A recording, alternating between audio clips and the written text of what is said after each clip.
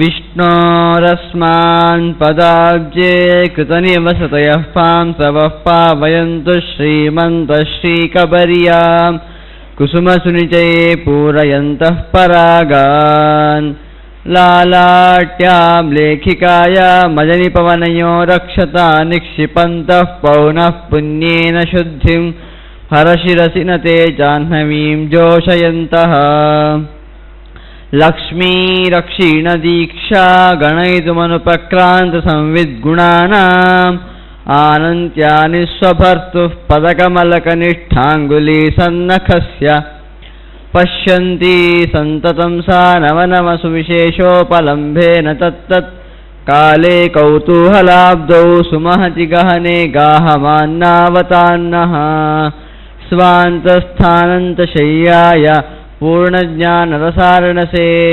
ಉತ್ತುಂಗವಾಕ್ತರಂಗಾಯ ಮಧ್ವದುಗ್ಧಾಬ್ಧಯೇ ನಮಃ ಬ್ರಹ್ಮಾಂತಾಗುರವಃ ಸಾಕ್ಷಾತ್ ಇಷ್ಟಂ ದೈವಂ ಶ್ರಿಯಃಪತಿಃ ಆಚಾರ್ಯ ಶ್ರೀಮದಾಚಾರ್ಯ ಸಂತು ಜನ್ಮನಿ ಜನ್ಮನಿ ನಾರಾಯಣಂ ನಮಸ್ಕೃತ್ಯ ನರಂ ಚೈವ ನರೋತ್ತಮಂ ದೇವೀಂ ಸರಸ್ವತೀಂ ವ್ಯಾಸಂ ತತೋ ಜಯಮುದೀರಯೇ ತ್ರೈಲೋಕ್ಯರಾಜ್ಯಮಾಕ್ಷಿಪ್ಯ ಬಲೇರಿಂದ್ರಾಯೋದದೋ ಶ್ರೀಧರಾಯ ನಮಸ್ತಸ್ಮೈ ಛದ್ಮವಾಮನರೂಪಿಣೇ ಶ್ರೀಗುರುಭ್ಯೋ ನಮಃ ಹರಿ ಓಂ. ಅದ್ಯ ಕಥಾನುವಾದೇ ಸತಿ ಕಿಂಚಿತ್ ಪೂರ್ವಕಥಾನುವಾದಃ. ಈ ಹಿಂದೆ ಒಂದು ರುದ್ರನೇ ಮಾಡಿದಂತಹ ಪಾಪ ವಿಮೋಚನ ಸ್ತೋತ್ರ ಅಂತ ಒಬ್ಬ ರಾಕ್ಷಸ ಬಂದು ಒಬ್ಬ ಬಾಲಕನನ್ನು ಗುರುಕುಲದಲ್ಲಿ ಅಧ್ಯಯನ ಮಾಡುತ್ತಿದ್ದಂತಹ ಬಾಲಕನನ್ನು ಹಿಡಿದಾಗ, ಯಾಕೆ ಹಿಡಿದಿ ಅಂತ ಪ್ರಶ್ನೆಯನ್ನು ಕೇಳಿದಾಗ ಆ ರಾಕ್ಷಸ ಹೇಳ್ತಾನೆ, ನಾನು ತುಂಬ ಅನಾಚಾರವನ್ನೆಲ್ಲ ಮಾಡಿದ್ದೆ, ಆ ಕಾರಣದಿಂದಾಗಿ ನನಗಿಂತಹ ದುಷ್ಕೃತ್ಯ ಒದಗಿ ಬಂದಿದೆ, ಇಂತಹ ಪರಿಸ್ಥಿತಿ ಒದಗಿ ಬಂದಿದೆ ಅಂತ ಹೇಳಿದರೆ, ಆಗ ಇದಕ್ಕೇನು ಪರಿಹಾರ ಅಂತ ಹೇಳುವಾಗ ಆ ಬಾಲಕ ಇದಕ್ಕೆ ಉತ್ತರವನ್ನು ಹುಡುಕಬೇಕು ಅಂತ ಯೋಚನೆ ಮಾಡಿದಾಗ ಆ ಸರಸ್ವತಿ ದೇವಿ ಅವನ ಬಾಯಿಯಲ್ಲಿ ನಿಂತು ಆ ವಿಷ್ಣು ಪಂಜರ ಸ್ತೋತ್ರ ಅಂತ, ವಿಷ್ಣುವೇ ಪಂಜರವಾಗಿ, ವಿಷ್ಣುವೇ ರಕ್ಷಕನಾಗಿ ಯಾವ ರೀತಿಯಾಗಿ ನಮ್ಮಲ್ಲಿ ನಿಲ್ತಾನೆ ಅಂತ ಹೇಳುವ ಹಾಗೆ ಒಂದು ಸ್ತೋತ್ರವನ್ನು ಸರಸ್ವತಿ ದೇವಿಯೇ ಮಾಡಿದ್ಲು. ಹಾಗಾಗಿ ತುಂಬ ಅದ್ಭುತವಾದ ಸ್ತೋತ್ರವನ್ನು ನಿನ್ನೆ ನೋಡಿದ್ವಿ. ಹಾಗೆಯೇ ರುದ್ರದೇವರು ಮಾಡಿದಂತಹ ಪಾಪ ಪ್ರಶಮನ ಸ್ತೋತ್ರವನ್ನು ಕೂಡ ನೋಡಿದ್ವಿ. ಆ ನಂತರ ಅಗಸ್ತ್ಯರು ಮಾಡಿದಂತಹ ಪಾಪ ಪ್ರಶಮನ ಸ್ತೋತ್ರದ ಬಗ್ಗೆ ವಾಮನ ಪುರಾಣ ಬಿತ್ತರಿಸದೆ, ದ್ವಿತೀಯಂ ಪಾಪ ಶಮನಂ ಸ್ತವಂ ವಕ್ಷ್ಯಾಮಿ ತೇ ಮುನೇ ಏನ ಸಮ್ಯಗಧೀತೇನ ಪಾಪಂ ನಾಶಂ ತು ಗಚ್ಚತಿ ಮತ್ಸ್ಯಂ ನಮಸ್ಯೇ ದೇವೇಶಂ ಕೂರ್ಮಂ ಗೋವಿಂದಮೇವ ಚ ಹಯಶೀರ್ಷಂ ನಮಸ್ಯೇಹಂ ಭವಂ ವಿಷ್ಣುಂ ತ್ರಿವಿಕ್ರಮಂ. ಹೇಳ್ತಾಳೆ ಇನ್ನೊಂದು, ಹೇ ಮುನೇ ನಾರದರೆ ಪುರಸ್ತ್ಯರು ಹೇಳುವಂತಹ ಮಾತು, ನಾನು ನಿಮಗೆ ಇನ್ನೊಂದು ಸ್ತೋತ್ರವನ್ನು ಹೇಳ್ತೇನೆ ಅಂತ. ಯಾವುದು ಕೇಳಿದ್ರೆ ಮತ್ಸ್ಯಂ ನಮಸ್ಯೇ ದೇವೇಶಂ ಅಂತ ಆ ರೀತಿಯಾಗಿ ಪ್ರಾರಂಭ ಮಾಡ್ತಾರೆ. ಅಗಸ್ತ್ಯರು ಯಾವ ರೀತಿಯಾಗಿ ಸ್ತೋತ್ರ ಮಾಡ್ತಾರೆ ಕೇಳಿದ್ರೆ ಮತ್ಸ್ಯಂ ಅಂತ. ಭಗವಂತನ ಅವತಾರಗಳಲ್ಲಿ ಮೊದಲು ನಾವು ಚಿಂತಿಸಬೇಕಾದಂತಹ ಅವತಾರ ಮತ್ಸ್ಯಾವತಾರ. ಹಾಗಾಗಿ ಮತ್ಸ್ಯ ಅಂದ್ರೆ ಏನು ಕೇಳಿದ್ರೆ ಅದಕ್ಕೆ ಹೇಳ್ತಾರೆ ಮದಂಸ್ಯತಿ ಅಂತ. ಮದಂಸ್ಯತಿ ಅಂತ ಹೇಳಿದ್ರೆ ನಮ್ಮ ಅಹಂಕಾರವನ್ನು ನಾಶ ಮಾಡ್ತಾನೆ ಮತ್ಸ್ಯ. ಅದಕ್ಕೆ ದೇವರಿಗೆ ಮತ್ಸ್ಯ ಅಂತ ಹೆಸರು. ನಮ್ಮ ಮತ್ಸ್ಯ ಅಂದರೆ ಮೀನು ಅಂತ ಅರ್ಥ ಮಾಡ್ಕೊಳ್ತೇವೆ. ಅಷ್ಟೇ ಅಲ್ಲೇ ಆ ಮತ್ಸ್ಯ ಎನ್ನುವುದಕ್ಕೆ ಬಹಳ ಎತ್ತರವಾದ ಅರ್ಥ ಭಗವಂತನಲ್ಲಿದೆ. ನಮ್ಮ ಅಹಂಕಾರವನ್ನು ನಾಶ ಮಾಡ್ತಾನೆ ಮದಂಸ್ಯತಿ, ಆದ್ದರಿಂದ ಅವನಿಗೆ ಮತ್ಸ್ಯ ಅಂತ ಹೆಸರು. ಹಾಗಾಗಿ ಅಂತಹ ಮತ್ಸ್ಯಂ ದೇವೇಶಂ ಕೂರ್ಮಂ ಅಂತ ಹೇಳ್ತಾರೆ. ಕೂರ್ಮ ಅಂತ ಹೇಳಿದ್ರೆ ಕೂಡ ಹಾಗೆಯೇ ಅರ್ಥ. ಕೂರ್ಮ ಅಂತ ಹೇಳಿದರೆ ನಾವು ಕೂರ್ಮಾವತಾರ ಅಂತ ಹೇಳಿದರೆ, ಕೂರ್ಮ ಅಂತ ಹೇಳಿದರೆ ಒಂದು ಆಮೆ ಅಂತ ಅಂದ್ಕೊಂಡು ಬಿಡ್ತೇವೆ, ಅಲ್ಲ, ಅಷ್ಟೇ ಅರ್ಥ ಅಲ್ಲ. ಕೂರ್ಮ ಅಂತ ಹೇಳುವಾಗ ಅದು ಭಗವಂತನಿಗೆ ಯಾಕೆ ಕೂರ್ಮ ಅಂತ ಹೆಸರು ಕೇಳಿದರೆ ಕುಸ್ಸಿತಂ ಮಾರಯತಿ ಅಂತ ಹೇಳ್ತಾರೆ. ಅಂದರೆ ನಮ್ಮ ಏನು ಕಷ್ಟ ಅಂತಿದೆ, ಕುಸ್ಸಿತ ಏನು ದುಶ್ಚಟಗಳಾಗಿರ್ಬೋದು ಅಥವಾ ದುಷ್ಪರಿಸ್ಥಿತಿಗಳಾಗಿರ್ಬೋದು, ಏನೇ ಆಗಿರಲಿ, ಅಂತಹ ಕುಸ್ಸಿತಂ ಒಳ್ಳೆಯದಲ್ಲವಂತನ್ನು ಮಾರಯತಿ ನಾಶ ಮಾಡ್ತಾನೆ. ಆದ್ದರಿಂದ ಕೂರ್ಮ ಅಂತ ಹೆಸರು. ನಮ್ಮ ಕೆಟ್ಟದ್ದು ಒಲಿದಾಗ ನಾವು ಅನ್ಕೊಳ್ಬೇಕು, ಕೂರ್ಮ ಇದನ್ನು ನಾಶ ಮಾಡುವ ನೀನು ಕೂರ್ಮ ಅಂತ. ಹಾಗಾಗಿ ಅವನಿಗೆ ಕೂರ್ಮ ಅಂತ ಹೆಸರು. ಹಾಗಾಗಿ ಲೋಕದಲ್ಲಿ ಪ್ರಸಿದ್ಧ ಭಗವಂತನ ನಾಮಗಳೆಲ್ಲ ಹಾಗೆ ಲೋಕದಲ್ಲಿ ಯಾವುದೊಂದು ಪ್ರಸಿದ್ಧವಾದ ಅರ್ಥದಲ್ಲಿರ್ತದೆ, ಆದರೆ ಭಗವಂತನಲ್ಲಿ ಆಗುವಾಗ ಅದು ಮಹತ್ತರವಾದ ಒಂದು ಅರ್ಥವನ್ನು ಕೊಡುವಂತಹ ಶಬ್ದವಾಗಿರ್ತದೆ. ಹಾಗಾಗಿ ಅಂತಹ ಕೂರ್ಮ ಗೋವಿಂದ ನೋಡಿದ್ವಿ, ಗೋವಿಂದ ಎನ್ನುವುದಕ್ಕೆ. ಹಾಗೆ ಹಯಶೀರ್ಷ ಅಂದರೆ ಹಯ ಕುದುರೆಯಂತಹ ಮುಖವುಳ್ಳವನಂದ ಹಯಗ್ರೀವ ರೂಪ, ಯಾವ ರೂಪದಲ್ಲಿ ನಿರಂತರವಾಗಿ ವೇದಗಳನ್ನು ನಿರರ್ಗಳವಾಗಿ ನಿರಂತರವಾಗಿ ಹೇಳ್ತಾ ಇದ್ದಾನೋ ಅಂತಹ ರೂಪ, ಅಂತಹ ಹಯಗ್ರೀವ ರೂಪ ಅಂದರೆ ಜ್ಞಾನವನ್ನು ಕೊಡುವಂತಹ ರೂಪ ಅಂತ ಹೇಳುವಂಥದ್ದು. ಅಂಥವನಿಗೆ ನಾನು ನಮಸ್ಕಾರವನ್ನು ಮಾಡ್ತಾನೆ. ವಿಷ್ಣು ವಿಷ್ಣು ಅಂತ ಹೇಳುವಾಗ ಎಲ್ಲ ಕಡೆ ವ್ಯಾಪ್ತನಾಗಿರುವವನು, ವಿಶದಿ ಸರ್ವತ್ರ. ಹಾಗಾಗಿ ಎಲ್ಲ ಕಡೆ ವ್ಯಾಪ್ತನಾಗಿದ್ದು ಎಲ್ಲ ಜೀವಿಗಳಲ್ಲಿ ಕೆಲಸವನ್ನು ಮಾಡಿಸುವವನು, ಅವರಿಗೆ ಚೈತನ್ಯತ್ವವನ್ನು ಕೊಡುವವನು ಅಂಥವನು ವಿಷ್ಣು. ಅಂಥವನಿಗೆ ನಾನು ನಮಸ್ಕಾರವನ್ನು ಮಾಡ್ತೇನೆ. ಇನ್ನು ಮಾಧವ, ಮಾಧವ ಅಂತ ಹೇಳುವಾಗ ಮಾ ಅಂತ ಹೇಳಿದರೆ ಲಕ್ಷ್ಮೀದೇವಿ, ಲಕ್ಷ್ಮಿಯ ಗಂಡ ಅಂತ ಹೇಳುವಂಥದ್ದು ಮಾಧವ. ಈಶಾನೌ ಋಷಿಕೇಶ ಕುಮಾರಿಣೌ ನಾರಾಯಣಂ ನಮಸ್ಸೇಹಂ ನಮಸ್ಸೇ ಗರುಡಾಸನಂ ಅಂತ ಹೇಳ್ತಾ, ನಮಸ್ಸೇ ಚಿತದುರ್ಬಾಹುಂ ನಮಸ್ಸೇ ವಸುಧಾಧಿಪಂ ವನಸ್ಪತಿಂ ಪಶುಪತಿಂ ನಮಸ್ಸೇ ಪ್ರಭುಮವ್ಯಯಂ ಶ್ರೀಕಂಠಂ ವಾಸುದೇವಂ ನೀಲಕಂಠಂ ಸದಂಡಿನಂ ನಮಸ್ಸೇ ಸರ್ವಮನಘಂ ಗೌರೀಶಂ ನಕುಲೀಶ್ವರಂ ನಮಸ್ಸೇ ಭೀಮಹಂಸೌ ಚ ನಮಸ್ಸೇ ಹಾಟಕೇಶ್ವರಂ ಸದಾಹಾಸಂ ನಮಸ್ಸೇ ಚ ನಮಸ್ಸೇ ಪ್ರಾಣತರ್ಪಣಂ ಹೇಳ್ತಾರೆ. ಹಾಗೇನೆ ಏನು ಕೇಳಿದರೆ ಭೀಮಹಂಸ ಅಂದರೆ ಇಲ್ಲಿ ಯಾವ ರೀತಿಯಾಗಿ ಹೇಳ್ತಾರೆ ಕೇಳಿದರೆ, ಒಂದು ಪ್ರಸಿದ್ಧವಾದ ಮಾತನ್ನು ಕೇಳ್ತೇವೆ. ಆಚಾರ್ಯರು ಗೀತಾ ಭಾಷ್ಯದಲ್ಲಿ ಕೂಡ ಈ ಮಾತನ್ನು ಉದ್ಧರಿಸ್ತಾರೆ. ರೂಪಂ ರೂಪಂ ಪ್ರತಿರೂಪಂ ಬಭೂವ ಅಂತ. ಇಲ್ಲಿ ಏನು ಹೇಳ್ತಾರೆ ಕೇಳಿದರೆ ಹಾಟಕೇಶ್ವರ ಅಂತ. ನಿಜವಾಗಿ ಹಾಟಕೇಶ್ವರನ ಕಥೆ ನೋಡಿದ್ವಿ ನಾವು ಹಿಂದೆ. ಹಾಟಕೇಶ್ವರದಲ್ಲಿ ರುದ್ರ ಇರುವಂಥದ್ದು, ಆದರೆ ಇಲ್ಲಿ ವಿಷ್ಣುವಿನ ಸ್ತುತಿಯನ್ನು ಮಾಡ್ತಾ ಇದ್ದಾರೆ. ಆದರೆ ಹಾಟಕೇಶ್ವರನಿಗೆ ನಮಸ್ಕಾರ ಅಂತ ಹೇಳ್ತಾರೆ. ಇದು ಹೇಗೆ ಸಾಧ್ಯ? ಹಾಟಕೇಶ್ವರ ರುದ್ರ ಮಾಡ್ತಾ ವಿಷ್ಣುವಿನ ಸ್ತುತಿ, ಅಲ್ಲಿ ನೀವು ಹಾಟಕೇಶ್ವರ ಅಂತ ಹೇಳಿ ಅದು ಹೇಗೆ ಕೂಡ್ತದೆ ಕೇಳಿದರೆ ಪ್ರಸಿದ್ಧವಾದ ಮಾತಿದೆ, ರೂಪಂ ರೂಪಂ ಪ್ರತಿರೂಪಂ ಬಭೂವ. ಆ ಹಾಟಕೇಶ್ವರನಿಗೆ ಆ ಹಾಟಕೇಶ್ವರ ಎನ್ನುವ ಒಂದು ಪ್ರತಿರೂಪದಲ್ಲಿ ಆ ಭಗವಂತ ಇದ್ದಾನಂತೆ. ಆ ಭಗವಂತ ನಿಜ ವಿಷ್ಣು ಆ ಹಾಟಕೇಶ್ವರನ ರೂಪವನ್ನು ಪಡೆದಿದ್ದರಿಂದ ಆನಂತರ ರುದ್ರನಿಗೂ ಆ ರೂಪ ಬಂತು. ಬಿಟ್ಟರೆ ಕೇವಲ ರುದ್ರನಿಗೆ ಆ ಶಕ್ತಿ ಉಂಟಂತಲ್ಲ ಹಾಟಕೇಶ್ವರ ರೂಪ ಪಡೆಯಲಿಕ್ಕೆ. ಹಾಗಾಗಿ ಆ ಹಾಟಕೇಶ್ವರನಲ್ಲಿ ನಿಂತು ಹಾಟಕೇಶ್ವರತ್ವ ರೂಪವನ್ನು ಯಾರು ಕೊಟ್ಟನೋ ಅವನ ಬಗ್ಗೆ ಹೇಳ್ತಾ ಇದ್ದಾರೆ. ಅಂತಹ ಹಾಟಕೇಶ್ವರನಿಗೆ ಹಾಟಕೇಶ್ವರತ್ವವನ್ನು ಕೊಟ್ಟ ನಿನಗೆ ನಮಸ್ಕಾರ ಅಂತ. ಇಲ್ಲಿ ಬೇರೆ ಬೇರೆ ದೇವತೆಗಳ ಹೆಸರನ್ನು ಕೂಡ ಹೇಳ್ತಾರೆ. ಆಗ ನಾವು ಈ ಚಿಂತನೆ ಮಾಡ್ಕೊಳ್ಬೇಕು. ಅಂತಹ ದೇವತೆಗಳಿಗೆ ಅಂತಹ ಶಕ್ತಿಯನ್ನು ಕೊಟ್ಟು ಆ ರೂಪವನ್ನು ಕೊಟ್ಟವನು ಯಾರು, ಅವನ ಬಗ್ಗೆ ಇಲ್ಲಿ ಸ್ತುತಿ ಮಾಡ್ತಾ ಇದ್ದಾರೆ ಅಂತ. ಹಾಗಾಗಿ ಅಂತಹ ಹಾಟಕೇಶ್ವರನಿಗೆ ನಮಸ್ಕಾರ. ಭೀಮ ಅಂತ, ನೀನು ಭೀಮ. ಯಾಕೆ ಅವನು ಭೀಮ? ಎರಡು ಅರ್ಥವನ್ನು ಹೇಳ್ತಾರೆ. ಭೀಹಿಮಾಯಸ್ಮಾತ್ ಅಂತ, ಯಾರು ನಮ್ಮ ಹೆದರಿಕೆಯನ್ನೆಲ್ಲ, ನಮಗೆ ಭಯ ಆಗ್ತಿದೆ ಅಂತ ಹೆದರಿಕೆಯನ್ನು ನಾಶ ಮಾಡ್ತವನಿಗೆ ಭೀಮ ಅಂತ ಹೆಸರು. ಭೀಹಿಮಾಯಸ್ಮ. ಇನ್ನೊಂದು ಹೇಳ್ತಾರೆ ಬಿಭರ್ತಿ ಅಂತ, ಎಲ್ಲರನ್ನು ಹೆದರಿಸುವವನು ಕೂಡ ಭೀಮನೇ ಅಂತೆ. ಕೆಟ್ಟವರಿಗೆ ಹೆದರಿಕೆಯನ್ನು ಕೊಡ್ತಾನೆ, ಒಳ್ಳೆಯವರ ಹೆದರಿಕೆಯನ್ನು ತೆಗಿತಾನೆ. ಹಾಗಾಗಿ ಅವನಿಗೆ ಭೀಮ ಅಂತ ಹೆಸರು. ಅಂತಹ ಭೀಮ ನಿನಗೆ ನಮಸ್ಕಾರ. ಮತ್ತೆ ಹಂಸ ಅಂತ, ದೋಷಗಳೇ ಇಲ್ಲದವನಾಗಿ ಗುಣಗಳಿಂದ ಕೂಡಿರುವ ನಿನಗೆ ನಮಸ್ಕಾರ. ನಮಸ್ತೆ ನಮಸ್ತೆ ಪ್ರಾಣತರ್ಪಣಂ ಅಂತ, ಅಂದರೆ ಪ್ರಾಣನಿಗೆ ಯಾವತ್ತೂ ಸಂತೋಷವನ್ನು ಕೊಡುವವನು. ಪ್ರಾಣ ಅಂತೇಳಿದ್ರೆ ಪ್ರಾಣದೇವ ವಾಯುದೇವರಿಗೆ ಸಂತೋಷವನ್ನು ಕೊಡುವವನು. ಯಾಕೆ ಕೇಳಿದರೆ ಆ ಪ್ರಾಣದೇವರಿಗೆ ಯಾವ ಸಂತೋಷವಾಗ್ತದೆ? ಅವರಿಗೆ ಏನು ಈ ನಂತರ ಸಂಪತ್ತನ್ನು ಕೊಟ್ಟ ಸಂತೋಷವಾಗ್ತದೆ ಕೇಳಿದರೆ ಏನೂ ಇಲ್ಲ. ಪ್ರಾಣದೇವರಿಗೆ ಯಾವ ಸಂತೋಷವಾಗ್ತದೆ ಕೇಳಿದರೆ ಆ ಭಗವಂತ ಯಾವತ್ತೂ ಕರುಣಾ ದೃಷ್ಟಿಯಿಂದ ಅವರನ್ನು ನೋಡ್ತಾ ಇದ್ರೆ ಸಾಕು. ನನ್ನ ಭಕ್ತ ಇವನು ಅಂತ ಆ ಪ್ರಾಣದೇವರನ್ನು ಆ ವಿಷ್ಣು ನಾರಾಯಣ ಒಂದು ಒಳ್ಳೆಯ ಕುಡಿ ನೋಟದಿಂದ ನೋಡಿದರೆ ಸಾಕು, ಏನು ಅದ್ಭುತವಾಗಿ ನನ್ನ ಒಂದು ಇದು ಮಾಡ್ತಾನೆ ಅಂತ, ನನ್ನ ಭಕ್ತಿಯನ್ನು ಮಾಡ್ತಾನೆ ಅಂತ. ಆ ರೀತಿಯಾಗಿ ನೋಡಿದರೆ ಪ್ರಾಣದೇವ ಸಂತೋಷವಾಗಿ ತುಂಬ ಖುಷಿ ಆಗ್ತದೆ. ಹಾಗಾಗಿ ಯಾವತ್ತೂ ಆ ರೀತಿಯಾಗಿ ನೋಡ್ತಾ ಇರ್ತಾನೆ. ಆದ್ದರಿಂದ ಅವನಿಗೆ ಪ್ರಾಣತರ್ಪಣ ಅಂತ ಇಲ್ಲಿ ಹೇಳ್ತಾರೆ. ಹಾಗೆಯೇ ನಮಸ್ತೆ ರುಕ್ಮ ಕವಚಂ ಮಹಾಯೋಗಿನಮೀಶ್ವರಂ ನಮಸ್ತೆ ಶ್ರೀನಿವಾಸಂ ಚ ನಮಸ್ತೆ ಪುರುಷೋತ್ತಮಂ. ರುಕ್ಮ ಕವಚಂ, ಬಂಗಾರದ ಕವಚವನ್ನು ಹಾಕಿಕೊಂಡಿರುವವ. ಹಾಗೆಯೇ ಮಹಾಯೋಗಿನಮೀಶ್ವರಂ, ಚಿಕ್ಕ ಚಿಕ್ಕ ಯೋಗಿಗಳಿರ್ತಾರೆ, ಏನೋ ಕ್ಷುಲಕವಾದ ತಪಸ್ಸಾದಿಗಳನ್ನು ಮಾಡ್ತಾ ಇರುವವರು. ಅಂದರೆ ಯಾವುದೋ ಒಂದು ಕ್ಷುಲಕವಾದ ತಪಸ್ಸು ಎನ್ನುವ ಅರ್ಥ ಹೇಗೆ ಹೇಳಿದರೆ ಲೌಕಿಕ ಆಸೆಗಾಗಿ, ಲೌಕಿಕ ಏನೋ ಒಂದು ಪ್ರಾಪ್ತಿಗಾಗಿ, ಲೌಕಿಕ ವಿಷಯದ ಪ್ರಾಪ್ತಿಗಾಗಿ. ಮಹಾಯೋಗಿ ಭಗವಂತನಲ್ಲಿಯೇ ಸಂಯೋಗವನ್ನು ಮಾಡಿರುವವರು, ಮನಸ್ಸಿನ ಸಂಯೋಗ, ಭಗವಂತನ ಚಿಂತನೆ ಮಾಡ್ತಾ ಇರುವವರು, ಅಂಥವರಿಗೆ ಈಶ್ವರ, ಅಂಥವರನ್ನು ಅವರಿಗೆಲ್ಲ ನೀನು ಒಡೆಯನಾಗಿರುವಿ ಅಂತ ಹೇಳ್ತಾ ಶ್ರೀನಿವಾಸಂ. ಶ್ರೀ ಅಂತ ಹೇಳಿದ್ರೆ ಲಕ್ಷ್ಮೀದೇವಿ, ಲಕ್ಷ್ಮೀ ದೇವಿಯ ಆವಾಸ ಯಾರಾಗಿದ್ದಾನೋ, ಅಂದರೆ ಲಕ್ಷ್ಮೀದೇವಿಯನ್ನು ಯಾವತ್ತೂ ತನ್ನ ವಕ್ಷಸ್ಥಳದಲ್ಲಿ ಇಟ್ಟುಕೊಂಡಿದ್ದಾನಂತೆ ಅವನು. ತನ್ನ ಹೆಂಡತಿಯನ್ನು ಎಲ್ಲೂ ಬಿಡ್ಲಿಕ್ಕೆ ಇಷ್ಟ ಇಲ್ಲ, ಒಟ್ಟಿಗೆ ಇರಲಿ ಅಂತ. ಹಾಗಾಗಿ ಅವನು ತನ್ನ ಲಕ್ಷ್ಮೀದೇವಿಯನ್ನು ತನ್ನ ಎದೆಯಲ್ಲಿ ಇಟ್ಟುಕೊಂಡಿದ್ದಾನೆ. ಅಂತಹ ನಿನಗೆ ನಮಸ್ಕಾರ. ಪುರುಷೋತ್ತಮ, ಜಗತ್ತಿನಲ್ಲಿ ಎಷ್ಟೋ ಪುರುಷರಿದ್ದಾರೆ, ಬ್ರಹ್ಮಾದಿಗಳಿಂದ ಹಿಡಿದು ಲಕ್ಷ್ಮಿಯಿಂದ ಹಿಡಿದು, ಲಕ್ಷ್ಮಿ ಒಬ್ಬ ಪುರುಷಳೆ, ಅವಳಿಂದ ಹಿಡಿದು ಎಲ್ಲರೂ ಕೂಡ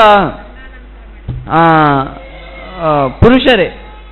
ಗೀತೆಯಲ್ಲಿ ಹೇಳ್ತಾರಲ್ವ, ದ್ವಾಯಿಮೌ ಪುರುಷೋ ಲೋಕೆ ಶರಶ್ಚಾಕ್ಷರಯವಚ ಶರಸ್ಸರ್ವಾಣಿ ಭೂತಾನಿ ಕೂಟಸ್ಥೋಕ್ಷ ಉಚ್ಯತೆ ಉತ್ತಮ ಪುರುಷ ತು ಅನ್ಯ.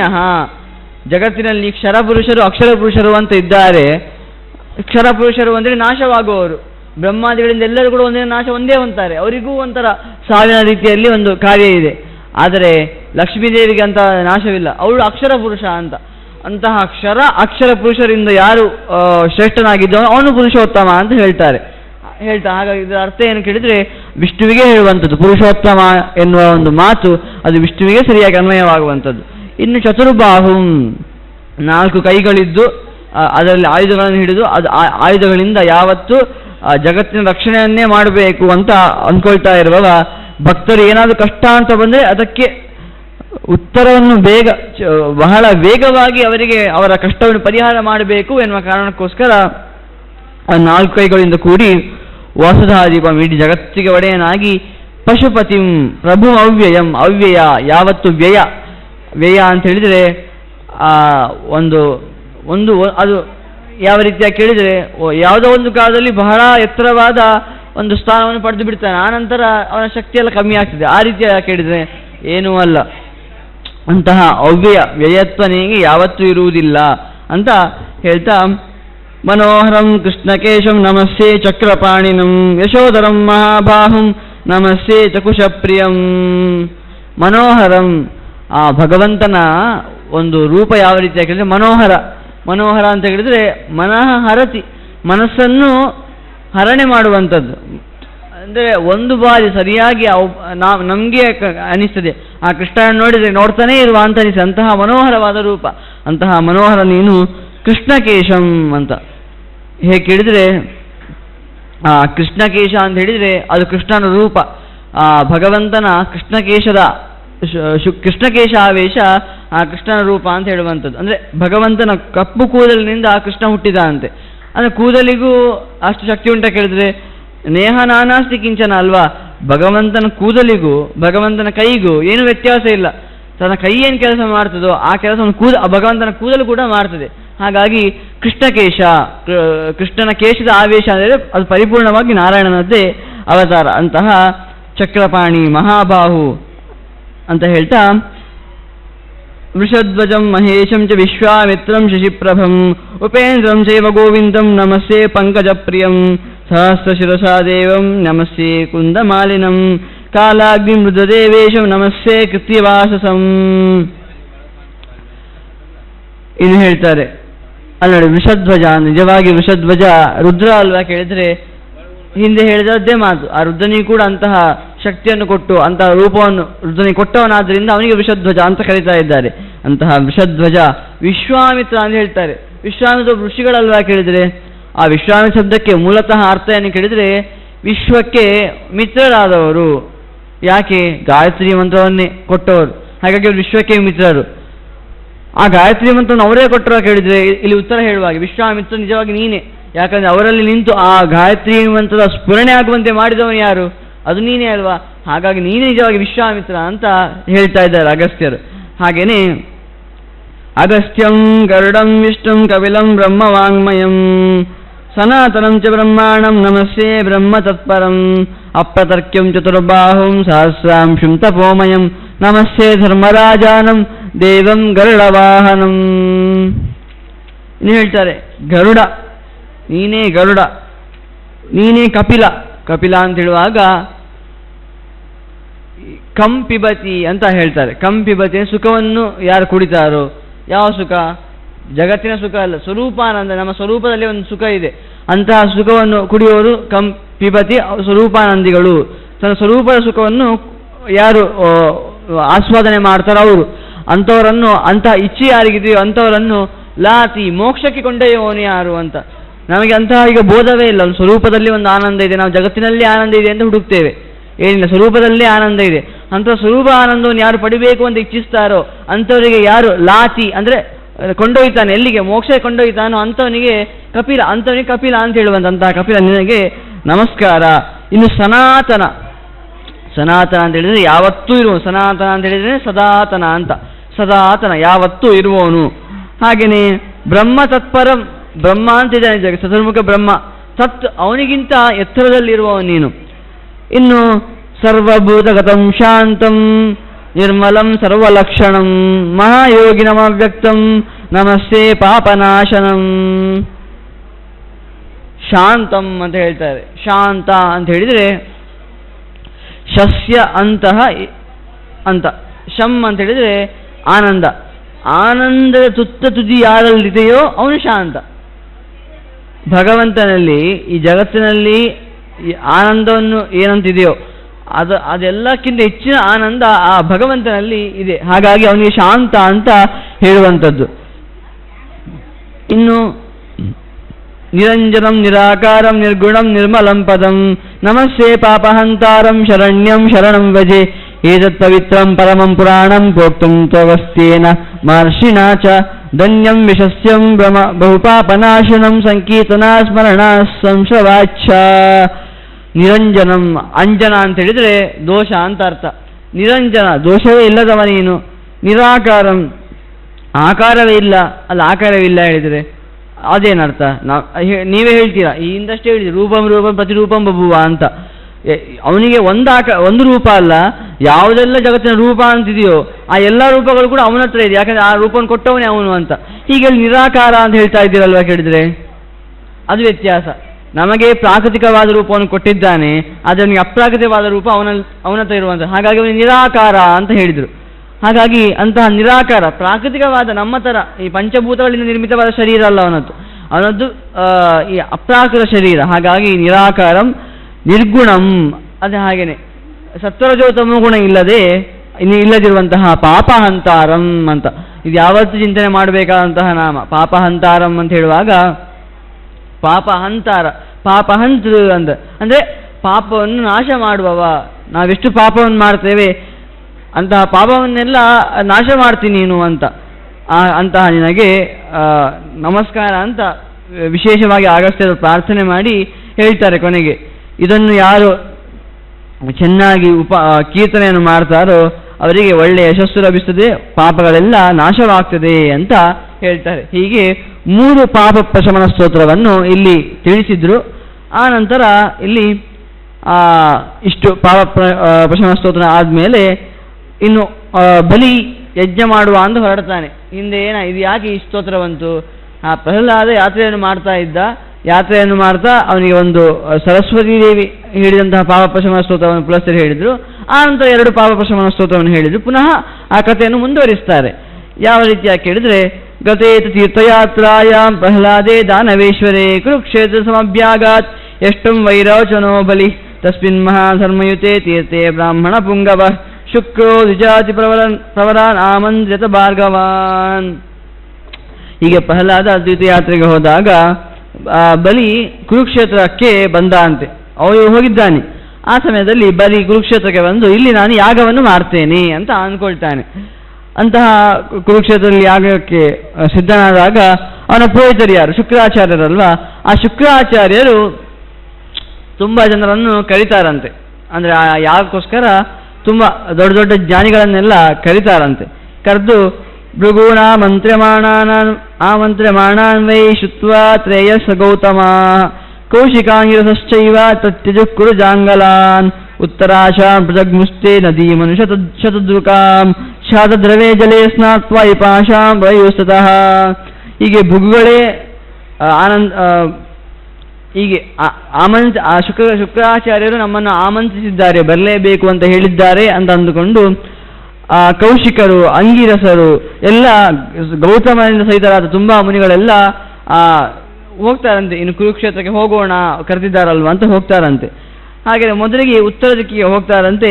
ಅಲ್ಲಿ ವಿಧ ವಿಧವಾದ ನದಿಗಳು ಸಿಗ್ತದೆ, ಅಲ್ಲಿ ಸ್ನಾನವನ್ನು ಮಾಡಿ ಆ ನಂತರ ವಿಜ್ಞಾನದ ತ್ರಾಪ್ತರತಿಂ ಸ್ನಾತ್ವಾ ಚ ಪಿತೃದೇವತಾ ಪ್ರಜಗ್ಮು ಕಿರಣಾಂ ಪುಣ್ಯಾಂ ದಿನೇಶ ಕಿರಣಾಚ್ಯುತಾಂ ತಸ್ಯಾಂ ಸ್ನಾತ್ವಾ ವರ್ಷೆ ಸರ್ವ ಏವ ಮಹಾಶಯಃ ಐರಾವತಿ ಸುಪುಣ್ಯೋಜಾ ಸ್ನಾತ್ವಾ ಜಗ್ಮುರಥೇಶ್ವರಿ ಹೇಳ್ತಾರೆ. ಅಲ್ಲಿ ಒಂದು ಬಾರಿ ವಿಪಾಶ ಎನ್ನುವ ನದಿಯಲ್ಲಿ ಸ್ನಾನ ಮಾಡಿ ಆ ನಂತರ ಮುಂದೆ ಐರಾವತಿ ಎನ್ನುವ ನದಿಯಲ್ಲಿ, ಒಳ್ಳೆಯ ನದಿಯಲ್ಲಿ ಸ್ನಾನ ಮಾಡಿ ಅಲ್ಲಿ ಈಶ್ವರನ ಉಪಾಸನೆಯನ್ನು ಮಾಡ್ತಾರಂತೆ. ಪಿತೃದೇವತೆಗಳಿಗೆಲ್ಲ ತರ್ಪಣಾದಿಗಳನ್ನು ಕೊಡ್ತಾರಂತೆ. ಆನಂತರ ತಥೋ ನಿಮಗ್ನ ದೃಶು ಪ್ರತಿಬಿಂಬ ಮಥಾತ್ಮನ ಅಂತರ್ಜಲದ ಶ್ರೇಷ್ಠ ಮಹದಾಶ್ಚರ್ಯಕಾರಕಂ ಉನ್ಮಜ್ಜನೆ ಚದುರ್ಷು ಪುನರ್ವಿಸ್ಮಿತ ಮಾನಸ ತಸ್ನಾತ್ವಾ ಸಮುತ್ತೀರ್ಣ ಋಷಯ ಸರ್ವ ಏವ ಹಿ. ಅದರ ವಿಶೇಷ ಏನು ಕೇಳಿದರೆ, ಅವರು ಒಂದು ಬಾರಿ ಆ ನದಿಯಲ್ಲಿ ಸ್ನಾನವನ್ನು ಮಾಡುವಾಗ ಪ್ರತಿಬಿಂಬವನ್ನು ನೋಡ್ತಾ ಇದ್ದಾರಂತೆ. ತಮ್ಮದೇ ಪ್ರತಿಬಿಂಬವನ್ನು ನೋಡಿದ ಹಾಗೆ ಸ್ನಾನ ಮಾಡುವಾಗ ಇದು ಆಶ್ಚರ್ಯ ಆಯ್ತಂತೆ. ಏನಿದು ಪ್ರತಿಬಿಂಬ ಯಾಕೆ ಅಂತ ಯೋಚನೆ ಮಾಡ್ತಾ ಅವರೆಲ್ಲ ಪರಸ್ಪರವನ್ನು ಈ ವಿಷಯವನ್ನು ಚಿಂತನೆ ಮಾಡ್ಕೊಳ್ತಾರಂತೆ. ಯಾಕೆ ಈ ರೀತಿಯಾಗಿ ಆಗ್ತಾ ಇದೆ ಅಂತ ಅವರೇ ಮಾತಾಡ್ಕೊಳ್ತಾರಂತೆ. ಏನು ಪ್ರತಿಬಿಂಬ ಯಾಕೆ ಕಾಣ್ತಾ ಇದೆ ನನಗೆ ಅಂತ.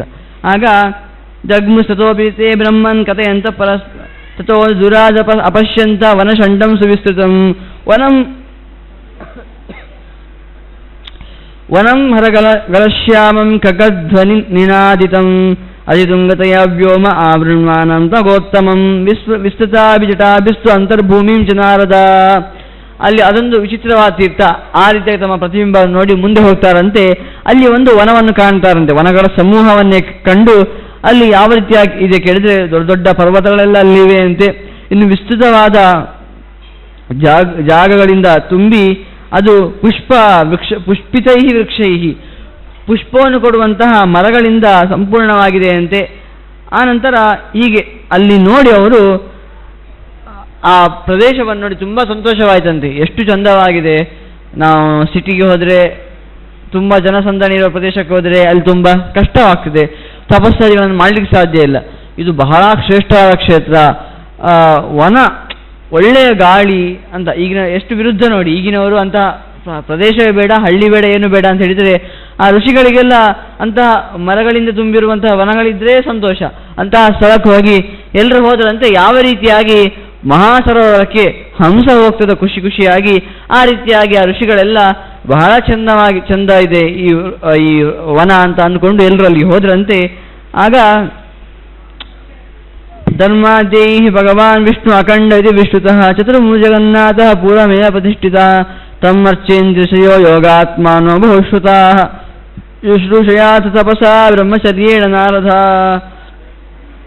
ಆನಂತರ ಅಲ್ಲಿ ಕೆಲವು ಆಶ್ರಮಗಳನ್ನು ನೋಡಿ ಅಲ್ಲೇ ಮುಂದೆ ಹೋಗ್ತಾ ಆಶ್ರಮವನ್ನು ನೋಡಿ ಅಲ್ಲೇ ಇರುವ ಅಂತ ಅಂದ್ಕೊಳ್ತಾರಂತೆ. ತುಂಬ ಅಲ್ಲಿ ಅಖಂಡನಾದ ವಿಷ್ಣುವಿನ ಒಂದು ಆಶ್ರಮ ಇತ್ತಂತೆ. ಅಂದರೆ ವಿಷ್ಣು ಪ್ರತಿಷ್ಠಿತನಾದಂತಹ ಆಶ್ರಮ.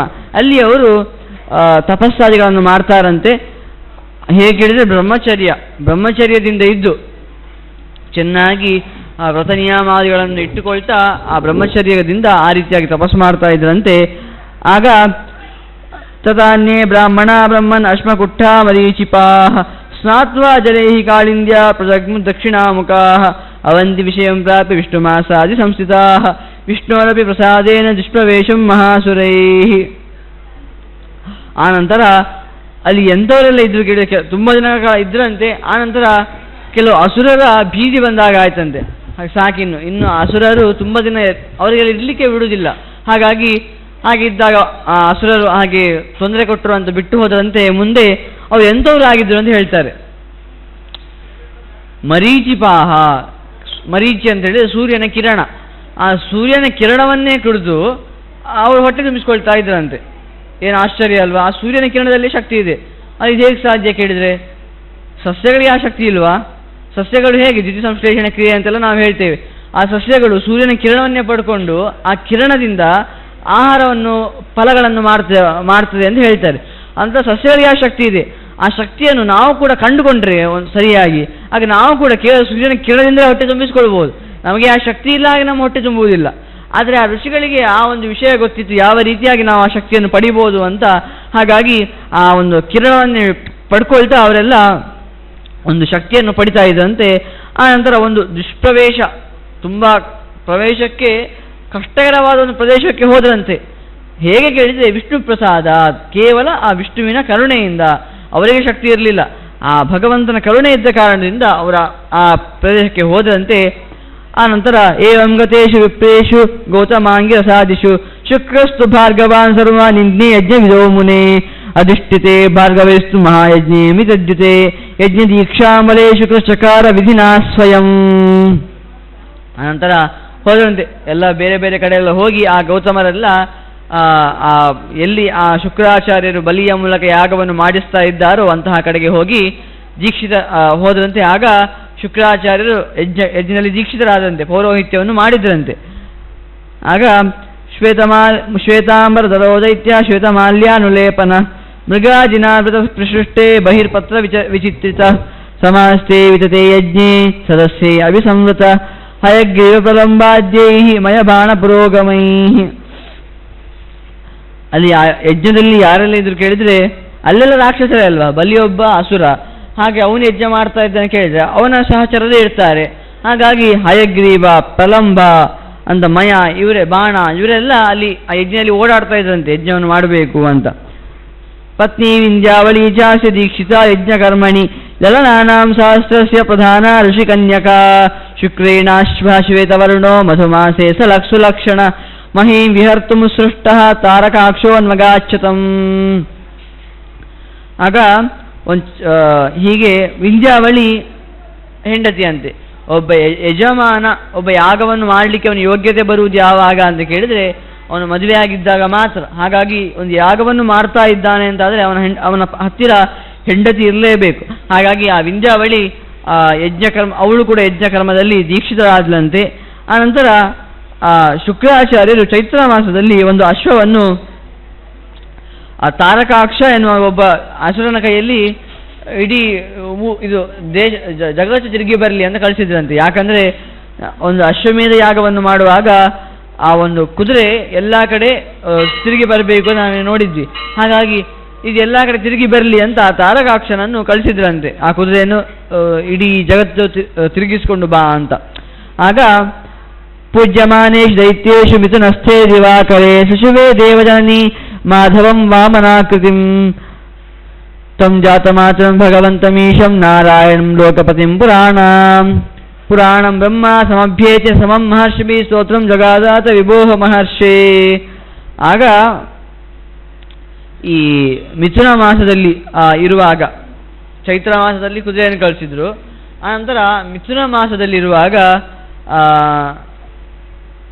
ಸೂರ್ಯನು ಮಿಥುನ ಮಾಸದಲ್ಲಿರುವಾಗ ಆ ದೇವಜನನಿ ಆ ಅದಿತಿ ವಾಮನನ್ನು ಹುಟ್ಟಿಸಿದ್ಲಂತೆ. ಆಗ ಅವನು ಹುಟ್ಟಿದ್ದೇ ತಡ. ಆಗ ಅದಿತಿ ದೇವಿ ಅವನ ಸ್ತೋತ್ರವನ್ನು ಮಾಡಲಿಕ್ಕೆ ಪ್ರಾರಂಭ ಮಾಡ್ತಾಳಂತೆ. ಅದಿತಿ ದೇವಿ ಗರ್ಭದಲ್ಲಿ ಇದ್ದ ವಿಷ್ಣುವಿನ ವಾಮನ ಅವನ ಸ್ತೋತ್ರವನ್ನು ಮಾಡ್ತಾಳಂತೆ. ನಮಸ್ತೆ ಪುಂಡರೀಕಾಕ್ಷ ನಮಸ್ತೆ ವಿಶ್ವಭಾವನ ನಮಸ್ತೆ ಜಗದಾಧಾರ ನಮಸ್ತೆ ಪುರುಷೋತ್ತಮ ನಾರಾಯಣ ಜಗನ್ಮೂರ್ತೆ ಜಗನ್ನಾಥ ಜಗದಾಧರ ಪೀತವಾಸ ಶ್ರೀಯಕ್ಕಂತಹ ಜನಾರ್ದನ ನಮೋಸ್ತುತೆ. ಜಗತ್ತಿನ ಮೂರ್ತಿ ಜಗನ್ನಾಥ ನೀನು, ಆ ಜಗತ್ತಿಗೆ ಮೂರ್ತಿಯನ್ನು ಒಂದು ರೂಪವನ್ನು ಕೊಟ್ಟವ ನೀನು. ಅಷ್ಟೇ ಅಲ್ಲದೆ ಕೊಟ್ಟು ಬಿಟ್ಟು ಬಿಟ್ಟಿಯಾಗಿ ಕೇಳಿದರೆ ಏನೂ ಅಲ್ಲ, ಜಗನ್ನಾಥ, ಜಗತ್ತಿಗೆ ನಾಥ ನೀನು. ಹಾಗೆಯೇ ಗದಾಧರ ಕೌಮೋದಕಿ ಅನ್ನೋ ಗದೆಯನ್ನು ಹಿಡಿದುಕೊಂಡಂತಹ ಪೀತವಾಸ ಹಳದಿ ಬಣ್ಣದ ವಸ್ತ್ರವನ್ನು ತೊಟ್ಟಿರುವಂತಹ ಶ್ರೀಯಕ್ಕಾಂತ ಲಕ್ಷ್ಮಿಯ ಒಡೆಯನಾದಂತಹ ಜನಾರ್ದನ ನಿನಗೆ ನಮಸ್ಕಾರ. ತ್ವಂ ಧಾತಾ ಚ ವಿಧಾತಾ ಚ ಸಂಹರ್ತ ತ್ವಂ ಮಹೇಶ್ವರಃ ಮಹಾಲಯ ಮಹಾಯೋಗಿನ್ ಯೋಗಶಾಯಿನ್ ನಮೋಸ್ತುತೆ. ವರ್ಧಸ್ವ ವಜಿತಾ ಶೇಷ ತೈಲೋಕ್ಯ ಸುರಪೂಜಿತ ಕುರುಷ್ವ ದೈವತಪತೆ ಮಘೋನೋಶ್ರು ಪ್ರಮಾರ್ಜನಂ. ಹೇಳ್ತಾರೆ, ನೀನು ಬಂದಿದ್ಯಲ್ವಾ, ನೀನು ಉಪೇಂದ್ರನಾಗಿ ಬಂದಿದ್ದೀಗ. ಉಪೇಂದ್ರ ಅಂತ ಹೇಳಿದರೆ ಇಂದ್ರನ ತಮ್ಮನಾಗಿ. ಅಜಿದೇವಿಯ ಮೊದಲ ಮಗ ಇಂದ್ರ, ಕೊನೆಯ ಮಗ ವಾಮನ. ಹಾಗಾಗಿ ನೀನು ಇಂದ್ರನ ತಮ್ಮನಾಗಿ ಬಂದಿದ್ಯಲ್ವಾ. ಹಾಗಾಗಿ ಈಗ ಇಂದ್ರ ತುಂಬ ಬೇಜಾರು ಪಡ್ಕೊಳ್ತಾ ಇದ್ದಾನೆ, ಅವನ ರಾಜ್ಯವನ್ನೇ ಕಸಿದುಕೊಂಡು ಬಿಟ್ಟಿದ್ದಾನೆ ಬಲೀಂದ್ರ. ಹಾಗಾಗಿ ಅದನ್ನು ಪಡೀಲಿಕ್ಕೆ ಅವನು ಹಾತೊರಿತಾ ಇದ್ದಾನೆ. ನೀನೀಗ ಅವನ ತಮ್ಮನಾಗಿ ಬಂದು ಅವನ ಎಲ್ಲ ಕಷ್ಟವನ್ನು ಪರಿಹರಿಸಬೇಕು, ಆ ಇಂದ್ರನ ಕಣ್ಣೀರನ್ನು ನೀನು ಅಳಿಸಬೇಕು ಅಂತ ಅವಳು ಕೇಳ್ತಾಳಂತೆ. ಹೀಗೆ ಹೇಳ್ತಾ ಕೊನೆಗೆ ಹೇಳ್ತಾಳೆ, ನೀನೇ ಧಾತ ನೀನೇ ವಿಧಾತ. ಹೊರುವವನು ನೀನೆ, ಹೊತ್ತು ನಮಗೆ ಬೇಕಾದದನ್ನು ಕೊಟ್ಟು ಪೋಷಣೆ ಮಾಡುವವನು ನೀನೇ ಅಂತ. ಎರಡೂ ಕೆಲಸ ಕೂಡ ಮಾಡುವುದು ಅವನೇ. ಏನು ಹೇಳಿ ನೀವು, ಬ್ರಹ್ಮ ಸೃಷ್ಟಿಕರ್ತ, ವಿಷ್ಣು ಸ್ಥಿತಿಕರ್ತ, ಮಹೇಶ್ವರ ಸಂಹಾರಕರ್ತ ಅಂತ ಹೇಳ್ತೀರಲ್ವಾ ಅಂತ ಕೇಳಿದರೆ, ನೀನು ಸ್ಥಿತಿಕರ್ತ, ಇನ್ನು ಬ್ರಹ್ಮನಲ್ಲಿ ನಿಂತು ಆ ಸೃಷ್ಟಿಯನ್ನು ಮಾಡಿಸುವವನು ನೀನೆ, ಹಾಗಾಗಿ ರುದ್ರನಲ್ಲಿ ನಿಂತು ಸಂಹಾರವನ್ನು ಮಾಡಿಸುವವನು ಕೂಡ ನೀನೆ. ಹಾಗಾಗಿ ನಾನು ಬೇರೆ ಅಂತ ಪುನಃ ವ್ಯತ್ಯಾಸ ಮಾಡುವುದಿಲ್ಲ, ಕೊನೆಗೆ ಮೂಲ ಶಕ್ತಿ ಆದವು ನೀನೇ, ಆದ್ದರಿಂದಾಗಿ ಎಲ್ಲವೂ ನೀನೇ ಅಂತ ಹೇಳ್ತೇನೆ ಅಂತ ಅದಿದೇವಿ ಹೇಳ್ತಾ, ವ್ರತಬಂಧಂ ತತೇಶಸ್ಯ ಕೃತವಾನ್ ಸರ್ವಶಾಸ್ತ್ರವಿದ್ ತಥೋ ಪ್ರೀತಿಯುತ ಸರ್ವೇವ ಬಲಾತ್ಕ್ರಮಾತ್. ಅನಂತರ ಏನಾಯಿತು ಕೇಳಿದರೆ, ದೊಡ್ಡವನಾದಂತೆ ವಾಮನ ಹುಟ್ಟಿದಾನೆ, ಹುಟ್ಟಿ ದೊಡ್ಡವನಾದ ಅಂತೆ. ಮೊದಲು ಹುಟ್ಟಿದ ಮೇಲೆ ಜಾತಕರ್ಮಾದಿಗಳನ್ನು ಮಾಡಿದ್ರಂತೆ, ಪುಂಸವನ ಇತ್ಯಾದಿ ಕರ್ಮಗಳೆಲ್ಲ ಇವೆ. ಅಂತಹ ಕರ್ಮಗಳನ್ನೆಲ್ಲ ಅಲ್ಲಿ ಪುಂಸವನ, ಆನಂತರ ಸೀಮಂತ ಮೊದಲೇ ಮಾಡುವಂಥದ್ದು, ಆನಂತರ ಕೆಲವು ನಾವು ಚೌಲ ಅಂತೆಲ್ಲ ಏನು ಹೇಳ್ತೇವೆ ಅಂತಹ ಕರ್ಮಗಳೆಲ್ಲಿವೆ, ಅಂತಹ ಜಾತಕರ್ಮಾದಿಗಳನ್ನೆಲ್ಲ ಮಾಡಿದ್ರಂತೆ. ಆನಂತರ ಉಪನಯನ ಮಾಡುವ ಅಂತ ಅಂದ್ಕೊಂಡಾಗ ಅಲ್ಲಿ ಹೇಳ್ತಾರೆ ಯಾರು ಏನೇನು ಕೊಟ್ಟರು ಅಂತ. ವಾಮನಿಗೆ ನಾವು ಉಪನಯನ ದಿವಸ ನಾವು ಉಡುಗೊರೆ ಕೊಡುವುದು ಅಂತ ಮಾಡ್ತೇವೆ, ಏನೇನು ಕೊಟ್ಟರು ಅಂತ ಇಲ್ಲಿ ಹೇಳ್ತಾರೆ. ಯಜ್ಞೋಪವೀತಂ ಪುಲಹ ತ್ವಹಂ ಚ ಸಿತವಾಸಸಿ ಮೃಗಾಜಿನಂ ಕುಂಭಯೋನಿ ಭರದ್ವಾಜಸ್ತು ಮೇಖಲಾ ಪಾಲಾಶ ಮದದಂಡಂ ಮರೀಚಿ ಬ್ರಹ್ಮಣ ಸುತಃ ಅಕ್ಷಸೂತ್ರಂ ವಾರುಣಿಸ್ತು ಕೌಶ್ಯಂ ವೇದಮಥಾಂಗಿರಾ ಛತ್ರಂ ಪ್ರಾಧಾತ್ ರಘುರಾಜ ಉಪಾನಾತ್ ಜುಗುಲಂ ಮೃಗಃ ಕಮಂಡಲಂ ಬೃಹತ್ತೇಜ ಪ್ರಾಜಾ ವಿಷ್ಣು ಬೃಹಸ್ಪತಿ. ಹೇಳ್ತಾರೆ ಯಜ್ಞೋಪವೀತವನ್ನು ಪುಲಹ ಎನ್ನುವ ಋಷಿಗಳು ಕೊಟ್ಟರಂತೆ. ಉಪನಯನಕ್ಕೆ ಯಜ್ಞೋಪವೀತ ಬೇಕಲ್ವಾ ಅಂತ ಯಜ್ಞೋಪವೀತವನ್ನು ಕೊಟ್ಟರೆ ಅವ್ರು ಹೇಳ್ತಾರೆ, ಪುಲಸ್ತ್ಯ ಹೇಳ್ತಾರೆ, ನಾನು ಒಂದು ಒಳ್ಳೆಯ ಬಟ್ಟೆಯನ್ನು ಕೊಟ್ಟೆ, ಬಿಳಿ ಬಟ್ಟೆಯನ್ನು ಕೊಟ್ಟೆ ಅವನಿಗೆ. ಇನ್ನು ಕುಂಭಯೋನಿ ಅಂತ ಒಬ್ಬ ಋಷಿಗಳು ಆಸನಕ್ಕೆ ಮೃಗಾಜಿನ, ಆ ಒಂದು ನಾವು ಕೃಷ್ಣಾಜಿನ ಮೃಗಾಜಿನ ಅಂತ ಏನು ಹೇಳ್ತೇವೆ ಅಂತಹ ಮೃಗಾಜಿನವನ್ನು ಕೊಟ್ಟರಂತೆ.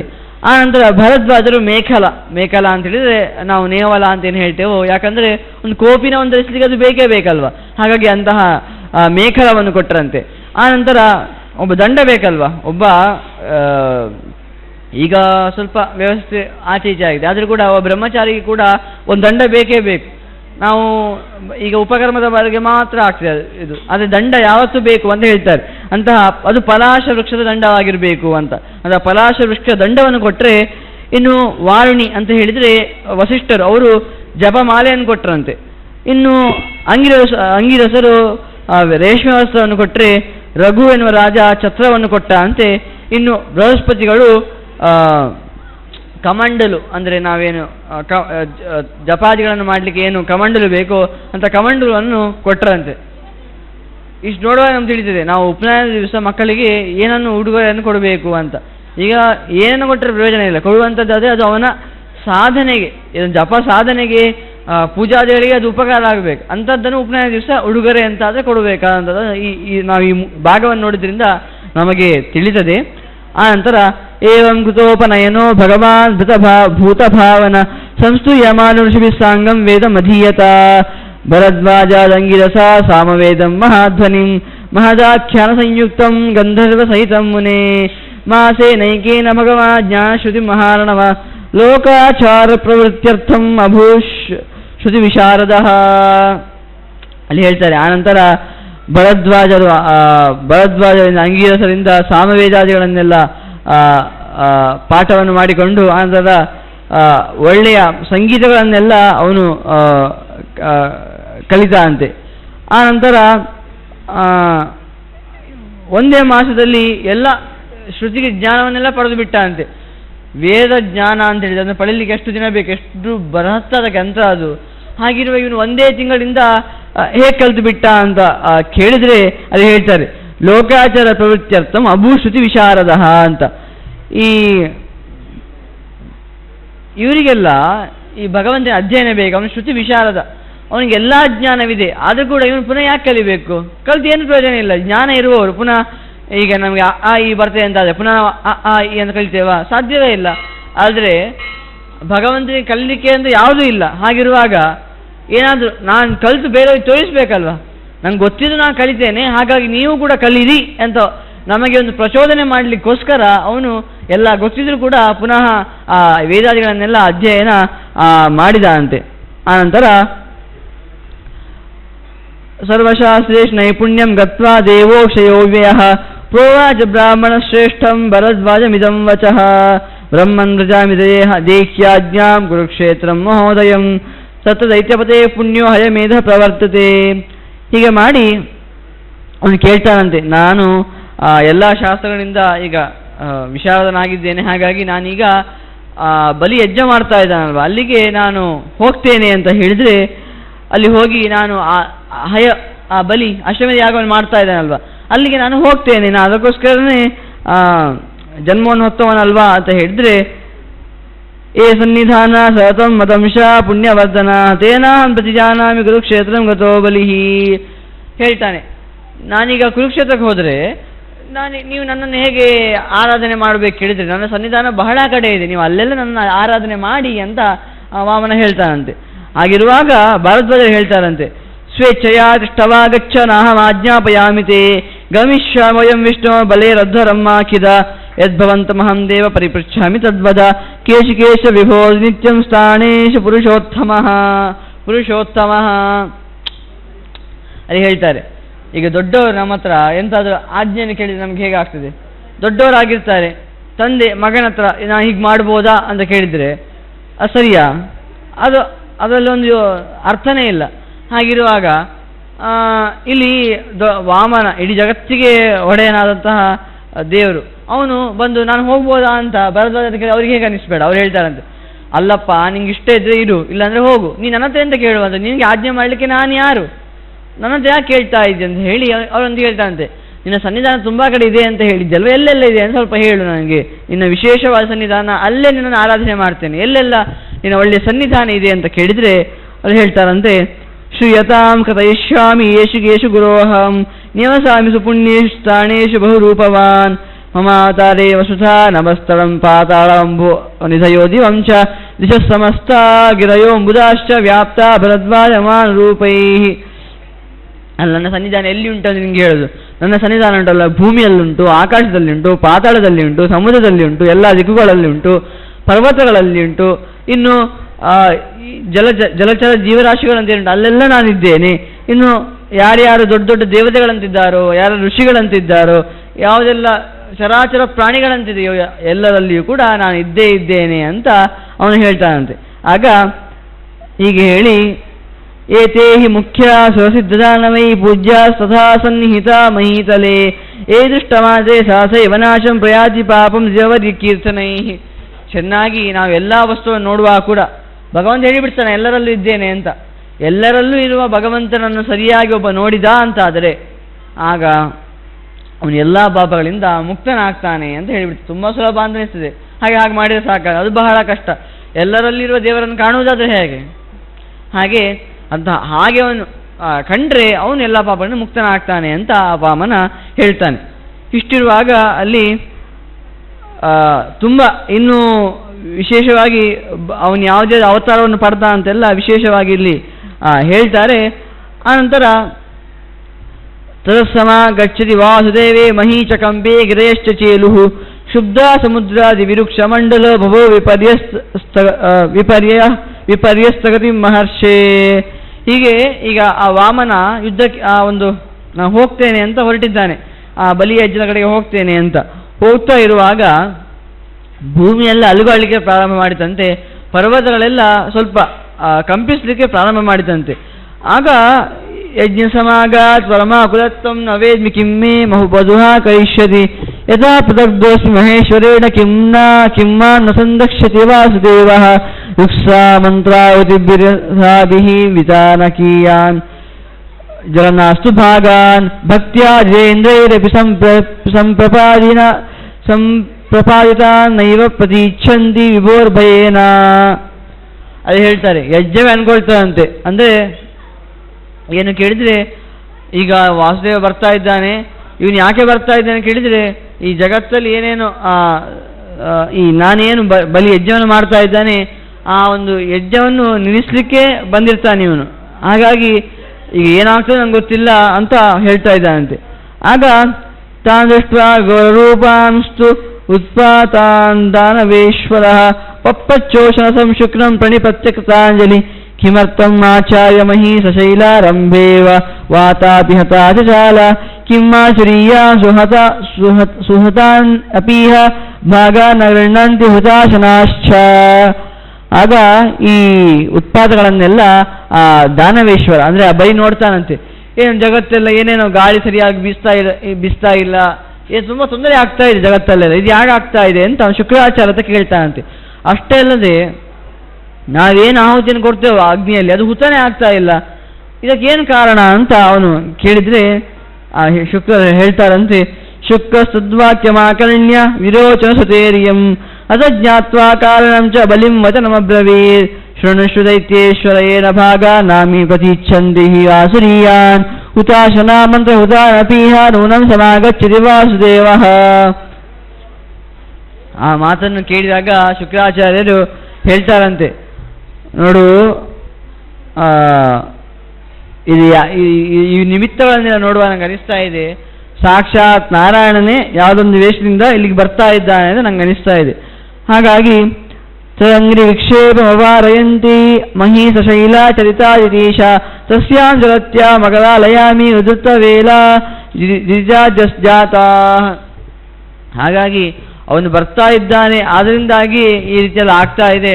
ಹಾಗೆಯೇ ಈ ದೈತ್ಯರೆಲ್ಲ ಸ್ವಲ್ಪ ಆಮಾಶೆ ಬಂದಾಗ ಸ್ವಲ್ಪ ಏನೇನು ವಿಚಿತ್ರವಾಗಿ ಆಡ್ತಾ ಇದ್ದಾರೆ. ಇದು ಯಾಕೆ ಕೇಳಿದರೆ ಆ ವಾಮನನ ಒಂದು ತೇಜಸ್ಸನ್ನು ತಡೀಲಿಕ್ಕಾಗದೆ ಅವರಿಗೆ ನಿಲ್ಲಿಕ್ಕಾಗ್ತಾ ಇಲ್ಲ. ಹಾಗಾಗಿ ಅವರು ಅದಕ್ಕೋಸ್ಕರ ಈ ರೀತಿಯಾಗಿ ಉದ್ಧತರಾಗಿದ್ದಾರೆ ಅಂತ ಹೇಳ್ತಾನಂತೆ.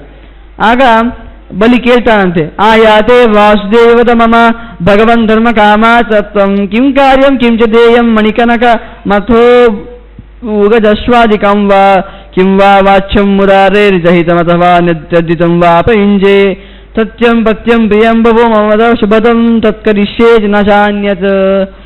ಸಾಕ್ಷಾತ್ ನಾರಾಯಣನೇ ಬರ್ತಾ ಇದ್ದಾನಂತಾದ್ಮೇಲೆ ನಾನೇನು ಮಾಡಬೇಕು? ಅವನಿಗೇನು ಕೊಡಬೇಕು?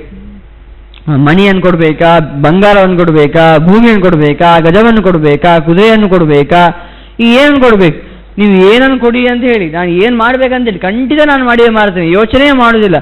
ನಾರಾಯಣನೇ ಬರ್ತಾ ಇದ್ದಾನಲ್ವಾ ಈ ಯಜ್ಞಕ್ಕೆ, ಹಾಗಾಗಿ ಖಂಡಿತ ನೀವು ಹೇಳಿದ್ರೆ ನಾನು ಮಾಡ್ತೇನೆ ಅಂತ ಹೇಳಿದರೆ ಆ ಶುಕ್ರಾಚಾರ್ಯರು ಹೇಳ್ತಾರಂತೆ, ತ್ವಯಾ ಕೃತ ಯಜ್ಞ ಭುಜೋ ಸುರೇಂದ್ರ ಬಹಿಷ್ಕೃತಾಯೇ ಶ್ರುತಿದೃಷ್ಟ ಮಾರ್ಗೇ ಶ್ರುತಿ ಪ್ರಮಾಣಂ ಮಗಭೋಜಿನೋ ಬಹಿ ಸುಧಾ ಸದರ್ಥಂ ಹರಿರಭ್ಯುಪೈತಿ ತಸ್ಯಾದರಂ ದೈತ್ಯ ಸಮಾಗತಸ್ಯ ಕಾರ್ಯಂ ಹಿ ಕಿಂ ಮಾಂ ಪರಿಪೃಚ್ಛಸೇ ಯತ್ ಕಾರ್ಯಂ ನ ದೇಯಂ ಹಿ ವಿಭೋ ತೃಣಾಗ್ರಂ ಯದದ್ವರೇ ಭೂ ಕನಕಾಧಿಕಂ ವಾ. ಆಗ ಶುಕ್ರಾಚಾರ್ಯರು ಹೇಳ್ತಾರಂತೆ, ನಿನಗೆ ಸ್ವಲ್ಪ ಆದರೂ ಜ್ಞಾನ ಇದೆಯಾ? ಯಾಕೆ ಗೊತ್ತಾ? ಈ ಬಲಿ ಯಾಕೆ ಬರ್ತಾ ಇದ್ದಾನೆ ಗೊತ್ತುಂಟಾ? ಈ ವಾಮನ ಅವನು ಬರ್ತಾ ಇದ್ದಾನಂತಾದರೆ ಒಂದು ಕಾರಣ ಇದೆ. ಈ ಯಜ್ಞವನ್ನು ನೀನು ದೇವತೆಗಳನ್ನೆಲ್ಲ ಓಡಿಸಿ ನೀನು ಯಜ್ಞ ಭಾಗ, ಯಜ್ಞದಿಂದ ಏನು ಭೋಗ ಸಿಗ್ತದ ನೀನು ಬಡಿತಾ ಇದ್ದಿ, ಅದು ವೇದ ವಿರುದ್ಧ. ವೇದ ಹೇಳುವಂಥದ್ದು ಸುರರೇ ಆ ಒಂದು ಹವಿಸಿಗೆ ಅರ್ಹರು ಅಂತ. ನೀನು ನೋಡಿದರೆ ನೀನು ಅದನ್ನು ಪಡಿತಾ ಇದ್ದಿ. ಹಾಗಾಗಿ ಇದು ಒಂದು ಯಜ್ಞ ಸರಿಯಾದ ಮಾರ್ಗದಲ್ಲಿ ಮಾಡ್ತಾ ಇರುವಂಥದ್ದೇ ಅಲ್ಲ. ಹಾಗಾಗಿ ಅಂತಹ ಯಜ್ಞವನ್ನು ನಿಲ್ಲಿಸಲಿಕ್ಕೆ ಅವನು ಬಂದಿರ್ತಾನೆ. ಹಾಗಾಗಿ ನೀನು ಕೇಳಲೇಬಾರ್ದು ಅವನ ಹತ್ರ, ನಿಂಗೆ ಏನು ಬೇಕು ಅಂತ ಅವನು ಬಂದರೆ ಉಂಟ ಕೇಳಲೇಬಾರ್ದು. ಸುಮ್ಮನೆ ಏನೋ ಆಚೆ ಈಚೆ ಮಾತಾಡಿ ಬಿಟ್ಟರೆ ನಿಮ್ಗೇನು ಕಾರ್ಯ ಆಗಬೇಕು ಅದನ್ನೆಲ್ಲ ಕೇಳಲೇಬೇಡ ಅಂತ ಹೇಳ್ತಾರಂತೆ. ವಾಚ್ಯಂ ತಥಾ ಸಾಂ ನಿರರ್ಥಕಂ ವಿಭೋ ಕಷ್ಟೇ ವರಂ ದಾತು ಮಲಂ ವಿಶಕ್ನಿಯಾತ್ ಯಸ್ಸೋದರೇ ಭೂರ್ಭುವನ ಕಪಾಲ ರಸಾತಲೇಶ ನಿವಸಂತಿ ನಿತ್ಯಶಃ. ಅವನು ಸ್ವಲ್ಪ ವೇದಾಂತವನ್ನು ಮಾತಾಡ್ತಾರೆ. ಅಲ್ಲ, ಅವನ ಹೊಟ್ಟೆಯಲ್ಲಿಯೇ ಇಡೀ ಜಗತ್ತಿದೆ ಅಂತ ಹೇಳ್ತೀರಾ. ಭೂಮಿ, ಅಪತಾಳ, ವಿತರ, ಸುತರ, ತಲಾತಲ, ರಸಾತಳ, ಮಹಾತಳ, ಪಾತಾಳ ಅಂತ 7 ಮೇಲಿನ ಲೋಕಗಳು, 7 ಕೆಳಗಿನ ಲೋಕಗಳು, ಭೂಹು ಭುವ ಸ್ವಹ ಮಹಾಜನದ ಪಸತ್ಯಂ ಅಂತ ಮೇಲಿನ 7 ಲೋಕಗಳು, 14 ಲೋಕಗಳು ಕೂಡ ಅವನ ಹೊಟ್ಟೆಯಲ್ಲಿರುವಾಗ ಪುನಃ ಅವನು ಕೇಳಿದಂತೆ ಏನು ಬೇಕಂತ. ಸೊ ವೇದಾಂತವನ್ನೆಲ್ಲ ತಿಳ್ಕೊಂಡು ಅವನು ಬಂದರೆ ಉಂಟಲ್ವಾ ದನಕದ ಕೇಳ್ತಾನೆ, ನಾನು ಸುಮ್ಮನೆ ಬೇಕಂತ, ಏನು ಕೊಡಲೇಬೇಡ ಅಂತ ಶುಕ್ರಾಚಾರ್ಯರು ಕಿವಿಗೆ ಊದ್ತಾ ಇದ್ದಾರಂತೆ.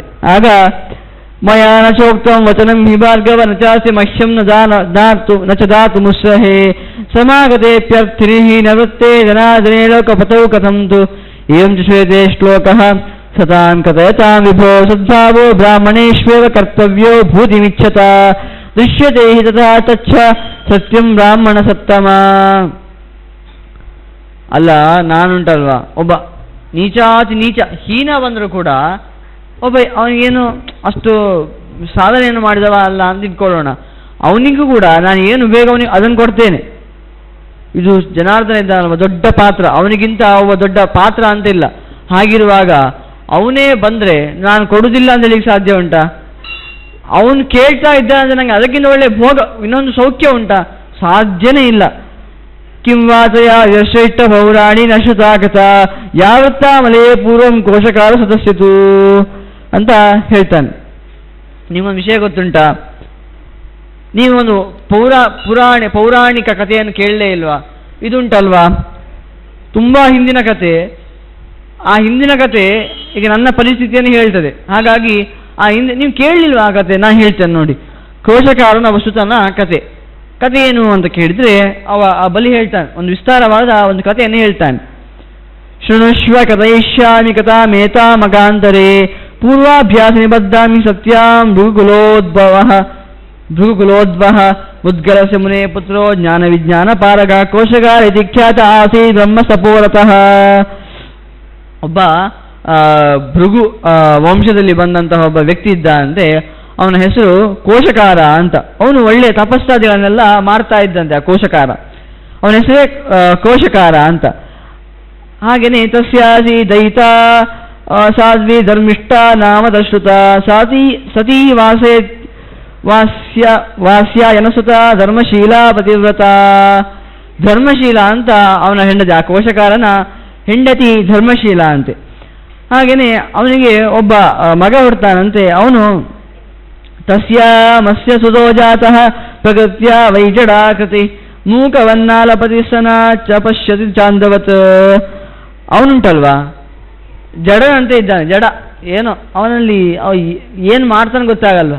ಕಣ್ಣೂ ಕಾಣಲ್ಲ, ಬಾಯಿಯೂ ಬರಲ್ಲ, ಇನ್ನು ಎರಡೂ ಇಲ್ಲ ಅವನಿಗೆ.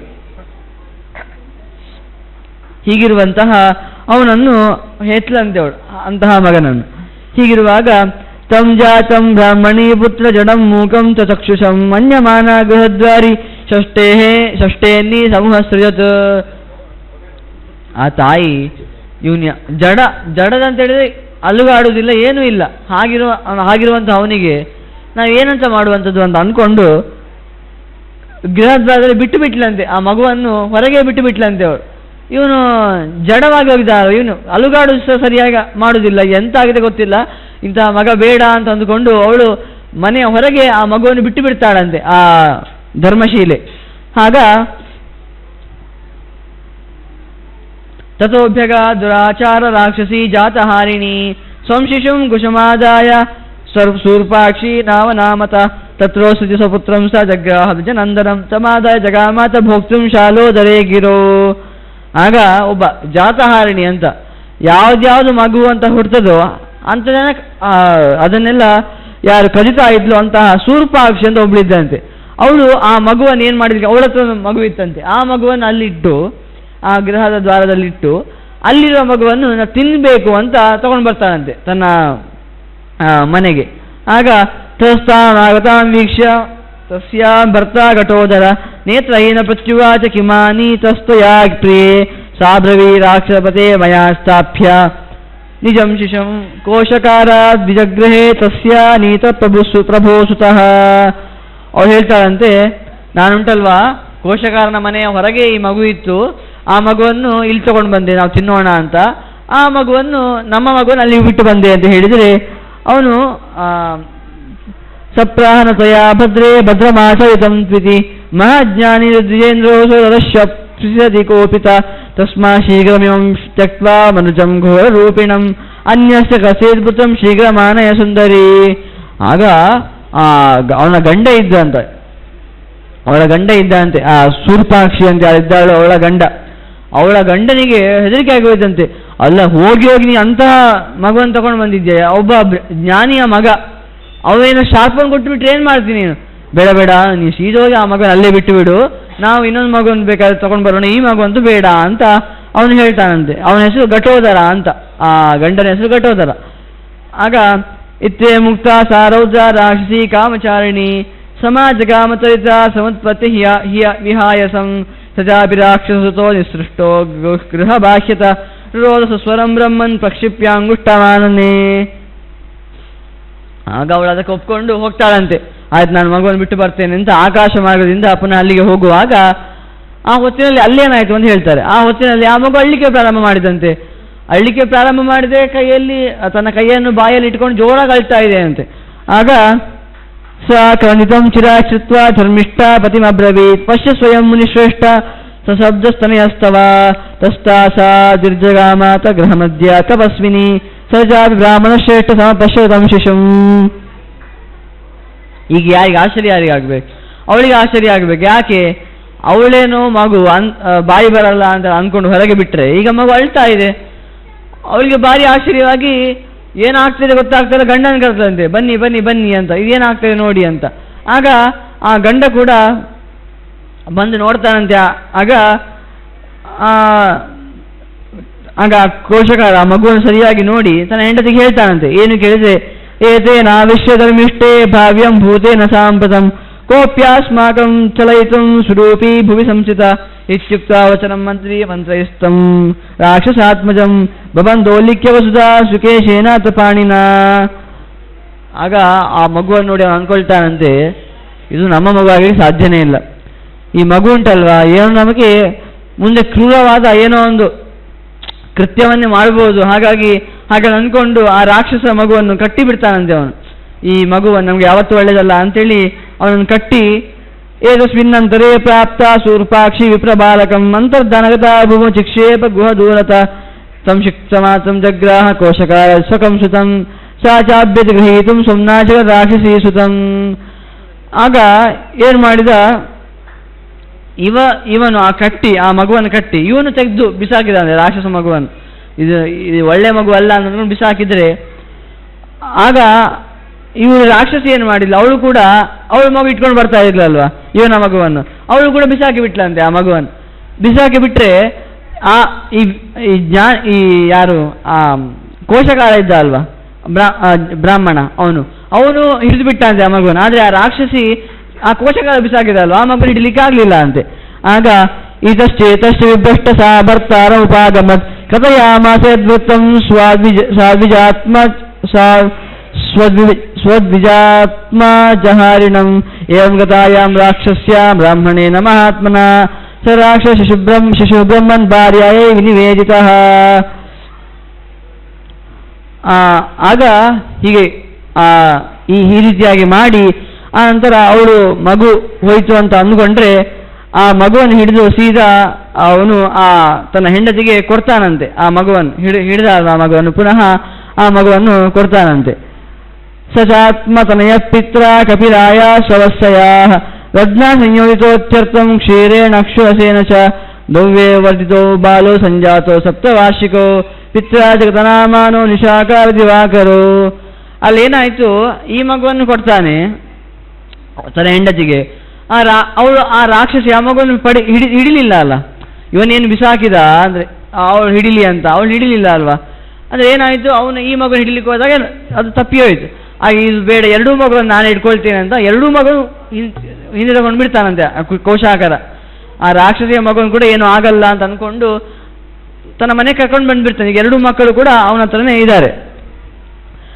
ಆಗ ಅವನು ನಾಮಕರಣವನ್ನು ಮಾಡ್ತಾನಂದ್ರೆ ಯಾವ ರೀತಿಯಾಗಿ ಕೇಳಿದ್ರೆ, ನೈಷಾ ಚರಿದಿವಾ ಕೀರ್ತಿ ನಿಶಾ ಕೀರ್ತಿ ಸಪುತ್ರಕಃ ತಯೋಶ್ಚ ಕಾಲೇ ಪ್ರೋಸೋ ವ್ರತವಂದ ಕ್ರಿಯಾಂ ಕ್ರಮಾತ್ ವ್ರತವಂದೇ ಕೃತೆ ವೇದಂ ಪಪಾಠ ಸ್ವರಿವಾಕರಃ ನಿಶಾಕಾರೋ ಜಡತೆಯ ನ ಪಪಾಠೇತಿ ನ ಶ್ರುತಂ. ಅಲ್ಲೇನಾಯ್ತು, ಒಬ್ಬನಿಗೆ ಆ ರಾಕ್ಷಸಿಯ ಮಗ ಇದ್ದ ಅಲ್ವ, ಅವನಿಗೆ ದಿವಾಕರ ಅಂತ ಹೆಸರು. ಇನ್ನೊಂದು ಅವನಿಗೆ ಹುಟ್ಟಿದ ಮಗ ಇದ್ದರು, ಅವನಿಗೆ ನಿಶಾಕರ ಅಂತ ಹೆಸರು ಇಟ್ಟರಂತೆ. ಇಬ್ಬರಿಗೆ ಸಹ ಒಟ್ಟಿಗೆನೆ ಆ ಒಂದು ವೇದಾದಿಗಳ ಅಧ್ಯಯನವನ್ನು ಮಾಡಿಸಿ ಶಾಸ್ತ್ರ ಅಧ್ಯಯನವನ್ನು ಮಾಡಿಸಿದ್ರಂತೆ. ಆದರೆ ನಿಶಾಕರ ಹಿಂದಿನ ಹಾಗೆ ಜಡ, ಏನು ಕಲಿತಾ ಇಲ್ಲ, ಸುಮ್ಮನೆ ಏನು ಪಾಠ ಮಾಡಿದ್ರೆ ಕಲಿಯುದಂತೆ ಇಲ್ಲ ಅವ. ಆ ದಿವಾಕರ ಒಬ್ಬ ರಾಕ್ಷಸಿಯ ಮಗನಾದರೂ ಕೂಡ ಚೆನ್ನಾಗೆಲ್ಲ ಕಲಿತಾ ಇದ್ದ ಅಂತ ಎಲ್ಲ ವೇದಗಳನ್ನೆಲ್ಲ. ಆಗ ತಮ್ಮ ಬಾಂಧವಾಚ ಪಿತರೋ ಮಾತಾ ಭ್ರಾತ ಗೋಸ್ತುತ ಪರಿರಿಂದ ಸುತ ಏಚ ಜನ ಮಲಯವಾಸಿನ ತಸ್ವ ಪಿತ್ರ ಕುದ್ದೇನ ಕ್ಷಿಪ್ತ ಕೂಪೆ ನಿರೋಧಕೆ ಮಹಾಶಿಲಾಂಶೋಪರಿ ವೈ ಪಿದಾನಂ ಅವರೋಪಯತ್. ಆ ಮಗುವನ್ನು ನೋಡಿ, ಈ ಮಗು ಏನು ಪ್ರಯೋಜನ ಇಲ್ಲ, ಅಂತ ಎಲ್ಲರೂ ಬೈದಂತೆ, ಗುರುಗಳು, ಬಾಂಧವರು, ಹತ್ತಿರದಲ್ಲಿ ಇದ್ದವರೆಲ್ಲ ಬೈತಾ ಇದ್ದರಂತೆ. ಅದಕ್ಕೆ ಆಗ ಆ ತಂದೆಗೆ ಇವನಿಗೆ ಸಿಟ್ಟು ಬಂದಂತೆ. ಸಿಟ್ಟು ಬಂದು ಒಂದು ಬಾವಿಗೆ ಹಾಕಿಬಿಟ್ಟ ಅಂತೆ ಅವನನ್ನು. ಆ ಮಗುವನ್ನು, ಒಂದು ಸ್ವಲ್ಪ ದೊಡ್ಡವನಾಗಿದ್ದಾನೆ ಅಂತ ಮಗುವನ್ನು ಬಾವಿಗೆ ಹಾಕಿ ಅದರ ಮೇಲೆ ಒಂದು ಶಿಲೆಯನ್ನು ಇಟ್ಟುಬಿಟ್ಟ ಅಂತೆ. ಇನ್ನು ಕಾಣಿಸಬೇಡ ಅಂತ ಒಂದು ಶಿಲೆಯನ್ನೇ ಮುಚ್ಚಿಬಿಟ್ಟ ಅಂತೆ. ಆ ಬಾವಿಯ ಮೇಲೆ ಶಿಲೆಯನ್ನು ಮುಚ್ಚಿಬಿಟ್ಟ ಅಂತೆ. ಏವಂ ಕ್ಷಿಪ್ತ ಸದಾ ಕೂಪೆ ಬಹು ವರ್ಷಗಣಾನ್ ಸ್ಥಿತಃ ತತ್ರಾಸ್ಯ ಮಲಕೀ ಗುಲ್ಮಾ ಪೋಷಾಯ ಫಲಿತೋಭವತ್ ತದೋದಶಸು ವರ್ಷೇಷು ಸಮತೀತೇಷು ಮಾರ್ಗವ ತಸ್ಯ ಮಾತಾಗಮತ್ ಗೋವ ಸಮಂತಂ ಶಿಲಯಾಂ ಚಿತಂ ಸಾ ದೃಷ್ಟ್ವಾ ಇತಂ ಗೋವಂ ಶಿಲಯಾ ಗಿರಿಕಲ್ಪಯ ಉಚ್ಚೈ ಪ್ರೋವಾಚಕೇನೇಯಂ ಗೋಪೋ ಉಪರಿಶಿಲಾಗತ. ಆಗ 10 ತಿಂಗಳಾಯ್ತು. 10 ತಿಂಗಳಲ್ಲ, 10 ವರ್ಷ ಆಯ್ತಂತೆ. 10 ವರ್ಷ ಬಹು ವರ್ಷಗಳ ಅಂತ, ತುಂಬಾ ವರ್ಷಗಳ ಸಮೂಹ ಅಂತ, 10 ವರ್ಷ ಕೂಡ ಅಂತ ಹೆಸರು ಹೇಳುವುದಿಲ್ಲ. ತುಂಬಾ ವರ್ಷಗಳ ನಂತರ, ತುಂಬ ವರ್ಷ ಆಯಿತು. ಆನಂತರ 10ನೇ ವರ್ಷದಲ್ಲಿ ಒಂದು ಬಾರಿ ತಾಯಿ ಆ ಜಾಗದಲ್ಲಿ ಹೋಗ್ತಾ ಇರ್ತಾಳಂತೆ. ಆ ತಾಯಿ ಆ ಜಾಗದಲ್ಲಿ ಹೋಗ್ತಾ ಇರುವಾಗ ನೋಡ್ತಾಳಂತೆ, ಬಾವಿಯ ಮೇಲೆ ಯಾರಾದರೂ ಕಲ್ಲು ಹಾಕೋದಂತ ಉಂಟಾ? ಸಾಧ್ಯವಿಲ್ಲ. ಯಾಕೆ ಹಾಕ್ತಾರೆ? ಬಾವಿಯಿಂದ ನೀರು ತೆಗಿಬೇಕಂತಿದೆ, ಅದರ ಮೇಲೆ ಕಲ್ಲು ಹಾಕಿರೋದು ಅರ್ಥ ಉಂಟಾ ಅಂತ ಹೇಳುವಾಗ ಒಬ್ಬ ಅಲ್ಲಿಂದ ಕೂಪತಸ್ಥ ಸತಾಂ ವಾಣಿಂ ಶುತ್ವಾ ಮಾತು ನಿಶಾಕರಃ ಪ್ರಾಪದತ್ತ ಪಿತ್ರಾಮಿ ಕೂಪೋ ಪರಿಶಿಲಾತ್ರಿಯಂ. ಆಗ ಒಳಗಿರುವ ಸದ್ದು ಬರ್ತದಂತೆ, ಅಮ್ಮ ಈ ಕೆಲಸ ತಂದೆ ಮಾಡಿರುವಂಥದ್ದು ಅಂತ. ಇವಳಿಗೆ ಆಶ್ಚರ್ಯ, ಇವಳು ತಬ್ಬಿಬ್ಬು. ಈಗ ಯಾರು ಅಮ್ಮ ಅಂತ ಕರೀತಾನೆ ಬೇರೆ, ಅದು ಬೇರೆ ತಂದೆ ಮಾಡಿದಂತ ಹೇಳ್ತಾ ಇದ್ದಾನೆ, ಏನಿದು ಅಂತ ಅವ್ಳು ಕೇಳ್ತಾಳಂತೆ. ಸಾಧಿ ಭೀತಾ ಭವೀತ್ ಕೋಸಿ ಕೂಪಾಂತಸ್ಥೋದ್ಭುತ ಸ್ವರ ಸೋಪ್ಯ ತವ ಪುತ್ರೋಸ್ಮಿ ನಿಶಾಕರೇತಿ ವಿಶ್ರುತಃ ಸಾ ಬ್ರವೀತನಯೋ ಮಹ್ಯಂ ನಾಮ್ನಾ ಖ್ಯಾತೋ ದಿವಾಕರಃ ನಿಶಾಕರೇತಿ ನಾಮ್ನಾ ನ ಕಂಚಿತ್ ತನಯೋಸ್ತಿ ಮೇ. ಆಗ ಅವಳು ಹೇಳ್ತಾಳಂತೆ, ಅದು ನೀನು ಯಾರಪ್ಪ, ನೀನು ಯಾಕೆ ನನ್ನ ಅಮ್ಮ ಅಂತ ಹೇಳ್ತಾ ಇದ್ದಿ? ನಂಗೋ ಇವ್ರು ನಿಶಾಕರ ಮಗ ಅನ್ಸ ನೆನಪಿಲ್ಲ, ನಂಗೊಂದು ದಿವಾಕರ ಅಂತ ಒಬ್ಬ ಮಗ ಇರೋದು, ಇದು ಯಾರು ನಂಗೆ ಗೊತ್ತಿಲ್ಲ, ನೀ ಯಾಕೆ ನನ್ನನ್ನು ಕೇಳ್ತಾ ಇದ್ದಿ? ಕೇಳಿದ್ರೆ ಅವನು ಹೇಳ್ತಾನಂತೆ, ಪೂರ್ವಚರಿತೆಯನ್ನೆಲ್ಲ ಹೇಳ್ತಾನಂತೆ. ನಾನು ಹೀಗೆ ಮಾಡಿದ್ದೆ, ಆಗ ನನ್ನ ತಂದೆ ನನ್ನೊಂದು ನೀರಿಗೆ ಹಾಕಿ ಬಿಟ್ಟಿದ್ದಾರೆ, ಶಿಲೆಯನ್ನೆಲ್ಲ ಮುಚ್ಚಿಬಿಟ್ಟಿದ್ದಾರೆ, ನನ್ನ ತಂದೆ ಹೀಗೆ ಮಾಡಿದ ನೆನಪಿಲ್ವಾ ಅಂತ. ಆಗ ಸೋತ್ತೀಯ ಕೂಪಾತ್ ಭಗವನ್ ಮಾತು ಪಾದ ವಂದತ ಸಾ ಸ್ವಾನುರೂಪಂ ತನಯಂ ದೃಷ್ಟ್ವಾ ಸಜನಮಗ್ರತಃ ಸಹಸ್ರಮಾದಾ ಶತಂ ಧರ್ಮಿಷ್ಠಾವತಿ ಮೇತ್ಯ ಚ ಕಥಯಾಮಾಸ ಸರ್ವಂ ಚೇಷ್ಟಿತಂ ಸ್ವಸುತಸ್ಯ ಚ. ಅವಳು ಆಗ ಅವನು ಅಲ್ಲಿಂದ ಮೇಲೆ ಬರ್ತಾನಂತೆ, ಆ ಬಾವಿನ ಮೇಲೆ ಬಂದು ತಾಯಿಗೆ ನಮಸ್ಕಾರವನ್ನು ಮಾಡಿ, ಆನಂತರ ಆ ತಾಯಿ ತನ್ನ ಈ ಎಲ್ಲ ನಡೆದ ವೃತ್ತಾಂತವನ್ನೆಲ್ಲ ತನ್ನ ಪತಿಗೆ ಹೇಳ್ತಾಳಂತೆ. ಆ ತಾಯಿ ತನ್ನ ಗಂಡನಿಗೆ ಹೇಳ್ತಾಳಂತೆ. ಆಗ ಆ ತಂದೆ ಕೇಳ್ತಾಳಂತೆ, ತಚ್ಚುತ್ತ ವಚನಂ ಧೀಮಾನ್ ವರ್ಷಾಕಾಲಂ ದ್ವಿಜೋತ್ತಮಂ ಪ್ರಾಪುತ್ರೋದ್ಭುತಂ ವಾಕ್ಯಂ ಮಾತರಂ ಪಿತರಂ ತಥಾ ಶ್ರೀಯತಾಂ ಕಾರಣಂ ತಾತ ಏನಮು ಕರ್ತಮಾಶ್ರಿತಂ ಮಯಾ ಜಡತ್ತಮನಘ ತಿತಾಂದಂ ಸಚಕ್ಷುಷಃ. ನಂಗುಂಟಲ್ವಾ ಎಷ್ಟು ಆಶ್ಚರ್ಯ ಆಗ್ತಾ ಇದೆ ಕೇಳಿದ್ರೆ. ಮುಹೂರ್ತಗಳ ಕಾಲ, ಅಂದರೆ ಮುಹೂರ್ತ ಅಂತ ಹೇಳಿದ್ರೆ ತುಂಬ 48 ನಿಮಿಷ ಅಂತಲೇ ಹೇಳ್ತಾರೆ. ಆ 45 ನಿಮಿಷ ಆಶ್ಚರ್ಯದಲ್ಲಿ ಅರಗಿಸ್ಕೊಳ್ಳಿಕ್ಕೆ ಆಗ್ತಾ ಇಲ್ಲ. ಇವನ್ ನೋಡಿದರೆ ಅಲ್ಲಿ ಏನು ಮಾತಾಡ್ತಾ ಸರಿಯಿಲ್ಲ, ಜಡನಾಗಿದ್ದ. ಇಲ್ಲಿ ನೋಡಿದರೆ ಅವನು ಮಾತಾಡ್ತಾ ಇದ್ದಾನೆ, ನೀವು ಹಾಗೆ ಮಾಡಿದ್ದೆ ಅಂತ ಹೇಳ್ತಾ ಇದ್ದಾನೆ. ಈಗ ಅಷ್ಟೆಲ್ಲ ಬುದ್ಧಿ ಇತ್ತ, ಮತ್ತೆ ಯಾಕೆ ಆವಾಗ ಏನು ಮಾತಾಡ್ತಾ ಇರಲಿಲ್ಲ, ಈ ಜಡದಾಗಿದ್ದಿ, ಏನು ಚಲನೆ ಮಾಡ್ತಾ ಇರಲಿಲ್ಲ ನೀನು ಕೇಳಿದರೆ ಅವನು ಹೇಳ್ತಾನಂತೆ, ನಾನು ಯಾಕೆ ಹೀಗಾಯಿತು ಅಂತ ನಾನು ನಿಮಗೆ ಆ ಕಥೆಯನ್ನು ಹೇಳ್ತೇನೆ ಅಂತ ಹೇಳ್ತಾನಂತೆ. ಆಗ ಪೂರ್ವಮಾಸಮಹಂ ವಿಪ್ರ ಕುಲೇ ವೃಂದಾರಕಸ್ಯತು ವೃಷಾಕಪೇಶ್ವರನಯೋ ಮಾಲಾ ಗರ್ಭ ಸಮುದ್ಭವ ತಪ್ಪಿತ ಪಾಠಯನ್ಮಾಂ ಶಾಸ್ತ್ರಂ ಧರ್ಮಾರ್ಥ ಕಾಮತಂ ಮೋಕ್ಷಾಸ್ತ್ರಂ ಪರಂ ತಾತ ಸೇದಿಹಾಸ ಶ್ರುತಿಂ ತಥಾ. ನಾನು ಹಿಂದೆ ಒಬ್ಬ ಒಳ್ಳೆಯ ಕುಲದಲ್ಲಿ ಬಂದಿದ್ದೆ. ಆಗ ನನಗೆ ತಂದೆ ತುಂಬ ಪಾಠವನ್ನೆಲ್ಲ ಮಾಡಿದ್ರು, ಶಾಸ್ತ್ರಗಳ ಮೋಕ್ಷಶಾಸ್ತ್ರದ ಪಾಠವನ್ನೆಲ್ಲ ಮಾಡ್ತಾ ಇದ್ರು. ಆಗ ಮದ ಸಮಭವದ್ರೋಪಸ್ಥೇನ ನಷ್ಟಾಪಕಲ್ಪತ ವಿವೇಕೋ ನಾಶಗಮ ಅಗಮತ್ ಮೂಕಭಾವ ಮುಪಾಗತಃ ಮೂಢಭಾವಸಯಾ ಚಾಸ ಜಾತಪ್ಪ ಪರತೋಸ್ಮ್ಯಹಂ ಪರದಾನ ಪರಾರ್ಥೇಶು ಮತಿರ್ಮೇ ಚ ಸದಾಭವತ್. ಉಂಟಲ್ವಾ. ಆನಂತರ ಸ್ವಲ್ಪ ದಿನಗಳ ನಂತರ ನನಗೆ ಒಳ್ಳೆ ದುಷ್ಕರ್ಮಗಳನ್ನೆಲ್ಲ ಮಾಡುವ ಅಂತ ಯೋಚನೆ ಬಂತು. ಒಳ್ಳೆಯ ಕರ್ಮದಲ್ಲಿ ಆಸಕ್ತಿ ಇಲ್ಲ, ಕೆಟ್ಟ ಕರ್ಮವನ್ನು ಮಾಡುವ ಅಂತ. ಹಾಗಿರುವಾಗ ನನಗೆ ಮದ ಬಂತು. ಮದದಿಂದ ನಾನು ಏನು ಮಾಡಬೇಕು ಏನು ಮಾಡಬಾರ್ದು ಅಂತ ಯೋಚನೆಗೆ ಹೊರಟೋಯ್ತು. ನನಗೆ ಹಿಂದಿನ ಜನ್ಮದ ಬಗ್ಗೆ ಹೇಳ್ತಾ ಇದ್ದಾನೆ ಅವನು. ಹಾಗೆ ನಾನು ಮೂಢನಾದೆ. ಆ ನಂತರ ನನಗೆ ಪರಸ್ತ್ರೀಯರಲ್ಲಿ ಆಸಕ್ತಿ, ಪರ ದುಡ್ಡಿನಲ್ಲಿ ಆಸಕ್ತಿ, ಇಂತಹ ಕ್ರೂರವಾದ ಬುದ್ಧಿವಂತ ನನಗೆ ಅಂತ ಹೇಳ್ತಾನೆ. ಈ ರೀತಿಯಾಗಿ ಮಾಡಿದ್ರಿಂದ ಕೊನೆಗೆ ನನಗೆ ರೌರವ ನರಕವೇ ಆಯಿತು, ನಾನು ಮೃತನಾದೆ ಸ್ವಲ್ಪ ವರ್ಷಗಳ ನಂತರ. ಆ ನಂತರ ನನಗೆ ರೌರವ ಎನ್ನುವ ನರಕ ಬಂದು ಬಿಟ್ಟಿತು ಅಂತ ಅವನು ಹೇಳ್ತಾನೆ.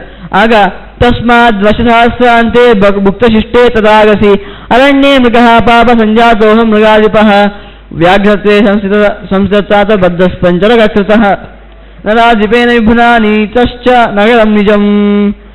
ಆಗ ಏನಾಯಿತು ಕೇಳಿದರೆ, ಒಂದು ಬಾರಿ ನಾನು ಮುಂದಿನ ಜನ್ಮದಲ್ಲಿ ಹುಲಿಯಾಗಿ ಹುಟ್ಟಿದೆ.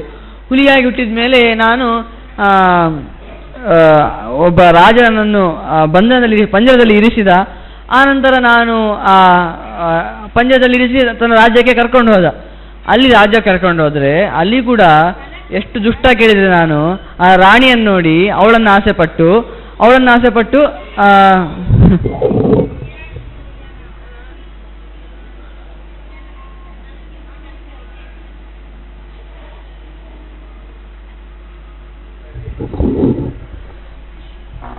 ನಾನೊಬ್ಬ ಮೃಗನಾಗಿ ಆ ರಾಣಿಯನ್ನು ಆಸೆಪಟ್ಟೆ. ಆನಂತರ ಆ ರಾಣಿಯತ್ತನೇ ಈ ಪಂಜರ ಜನ ಬಿಚ್ಚಿಸುವಂತೇಳಿ ಆನಂತರ ಅವಳ ಆಸೆಗೆ ಅಂತ ಹೋದಾಗ ಆಗ ಅವನ ಯಾರು ಸೈನಿಕರೆಲ್ಲ ಇದ್ದಾರೋ ಅವರು, ಅಂದರೆ ಭೃತ್ಯರು, ಆ ರಾಜನ ಸೈನಿಕರೆಲ್ಲ ಏನಿದ್ದಾರೋ ಅವರೆಲ್ಲ ಅವನನ್ನು ಏನು ಹುಲಿಯಾಗಿದ್ದ ಅಲ್ವಾ ಅವನನ್ನು ಹಾಗೆ ಕೊಂದು ಬಿಟ್ರಂತೆ, ಇಂತಹ ಘೋರವಾದ ಕೃತ್ಯವನ್ನು ಮಾಡ್ತಾ ಇದ್ದಾನೆ ಅಂತ. ಹಾಗೆ ಭೂಯೋ ಗತಶ್ಚ ನರಕಂ ಫಲದಾರ ನಿಷೇವಣಾದ್ ಮುಕ್ತೋ ವರ್ಷಸಹಸ್ರಾಂತ ಜಾತೋಹಂ ಶ್ವೇತಗರ್ಭದ ಬ್ರಾಹ್ಮಣಸ್ಯಾಗ್ನಿವೇಶ್ಯಸ್ಯ ಗೇ ಬಹುಕಲತ್ರಿಣಃ ತತ್ರ ವಿಜ್ಞಾನ ಪ್ರತ್ಯಭಾಸ ತಥೋ ಮಮ. ಆನಂತರ ಇಂತಹ ಕ್ರೂರವಾದ ಕೃತ್ಯವನ್ನು ರಾಜನ ಒಂದು ಹುಲಿಯಾಗಿದ್ದಾಗ ಮಾಡಿದೆ ಅಲ್ವಾ, ಹಾಗಾಗಿ ಪುನಃ ನರಕಕ್ಕೆ ಹೋದೆ ನಾನು. ನಿಜವಾಗಿ ಆ ಪ್ರಾಣಿಗಳಿಗೆಲ್ಲ ಅಂತಹ ದೋಷ ಅಂತ ಬರುವುದಿಲ್ಲ, ಈ ರೀತಿಯಾಗಿ ದೋಷ ಬರುವಂಥದ್ದು. ಆದರೆ ಒಬ್ಬ ಜ್ಞಾನವಿದ್ದು ಈ ರೀತಿಯಾಗಿ ಮಾಡಿದ ಅಲ್ವ, ಹಾಗಾಗಿ ತುಂಬ ದೋಷ ಬಂದು ನರಕಕ್ಕೆ ಹೋದ ಅಂತೆ ಅವನು. ಆನಂತರ ಪುನಃ ಒಂದು ಶ್ವೇತಗರ್ಧವಾಗಿ ಹುಟ್ಟಿದ ಅಂತೆ. ಶ್ವೇತಗರ್ಧವ ಅಂದರೆ ಒಂದು ಬಿಳಿ ಕತ್ತೆಯಾಗಿ ಹುಟ್ಟಿದ ಅಂತೆ. ಆನಂತರ ಅಲ್ಲಿದ್ದ ಕೇಳಿದರೆ ಅಲ್ಲಿ ಒಂದು ವಿಷಯವನ್ನು ಹೇಳ್ತಾರೆ. ಆಗ ಕೂಡ ಪೂರ್ವಜನ್ಮ ಸಂಸ್ಕಾರದಿಂದ ಅವನಿಗೆ ನೀನು ಕಲ್ತಿದ್ದ ಅಲ್ವಾ, ಹಿಂದಿನ ಜನ್ಮದಲ್ಲಿ ಒಳ್ಳೆಯ ಜ್ಞಾನವನ್ನು ಪಡ್ಕೊಂಡಿದ್ದ ಅಲ್ವಾ, ಹಾಗಾಗಿ ಅವನಿಗೆ ಅಲ್ಲಿ ಒಳ್ಳೆಯ ಜ್ಞಾನ ಬಂತದೆ. ಅಂದರೆ ಸರ್ವ ವಿಜ್ಞಾನ, ಆ ಶಾಲೆಯಲ್ಲಿ ಏನೆಲ್ಲ ಪಾಠ ಮಾಡ್ತಾ ಇದ್ದಾರೆ ಗುರುಕುಲದಲ್ಲಿ ಅದರ ಜ್ಞಾನವನ್ನೆಲ್ಲ ಅವನು ಪಡೆದ ಅಂತೆ. ಆ ಪಡೆದ ಮೇಲೆ ಅವನು ಮುಂದೆ ಏನು ಮಾಡಿದ, ಉದ್ಧಾರ ಆದ್ನೋ ಪುನಃ ದುರಾಚಾರಕ್ಕೆ ಇಳಿದ್ನು ಅಂತ ನಾಳೆ ಸೇರಿದಾಗ ನೋಡೋಣ ಅಂತ ಹೇಳ್ತಾ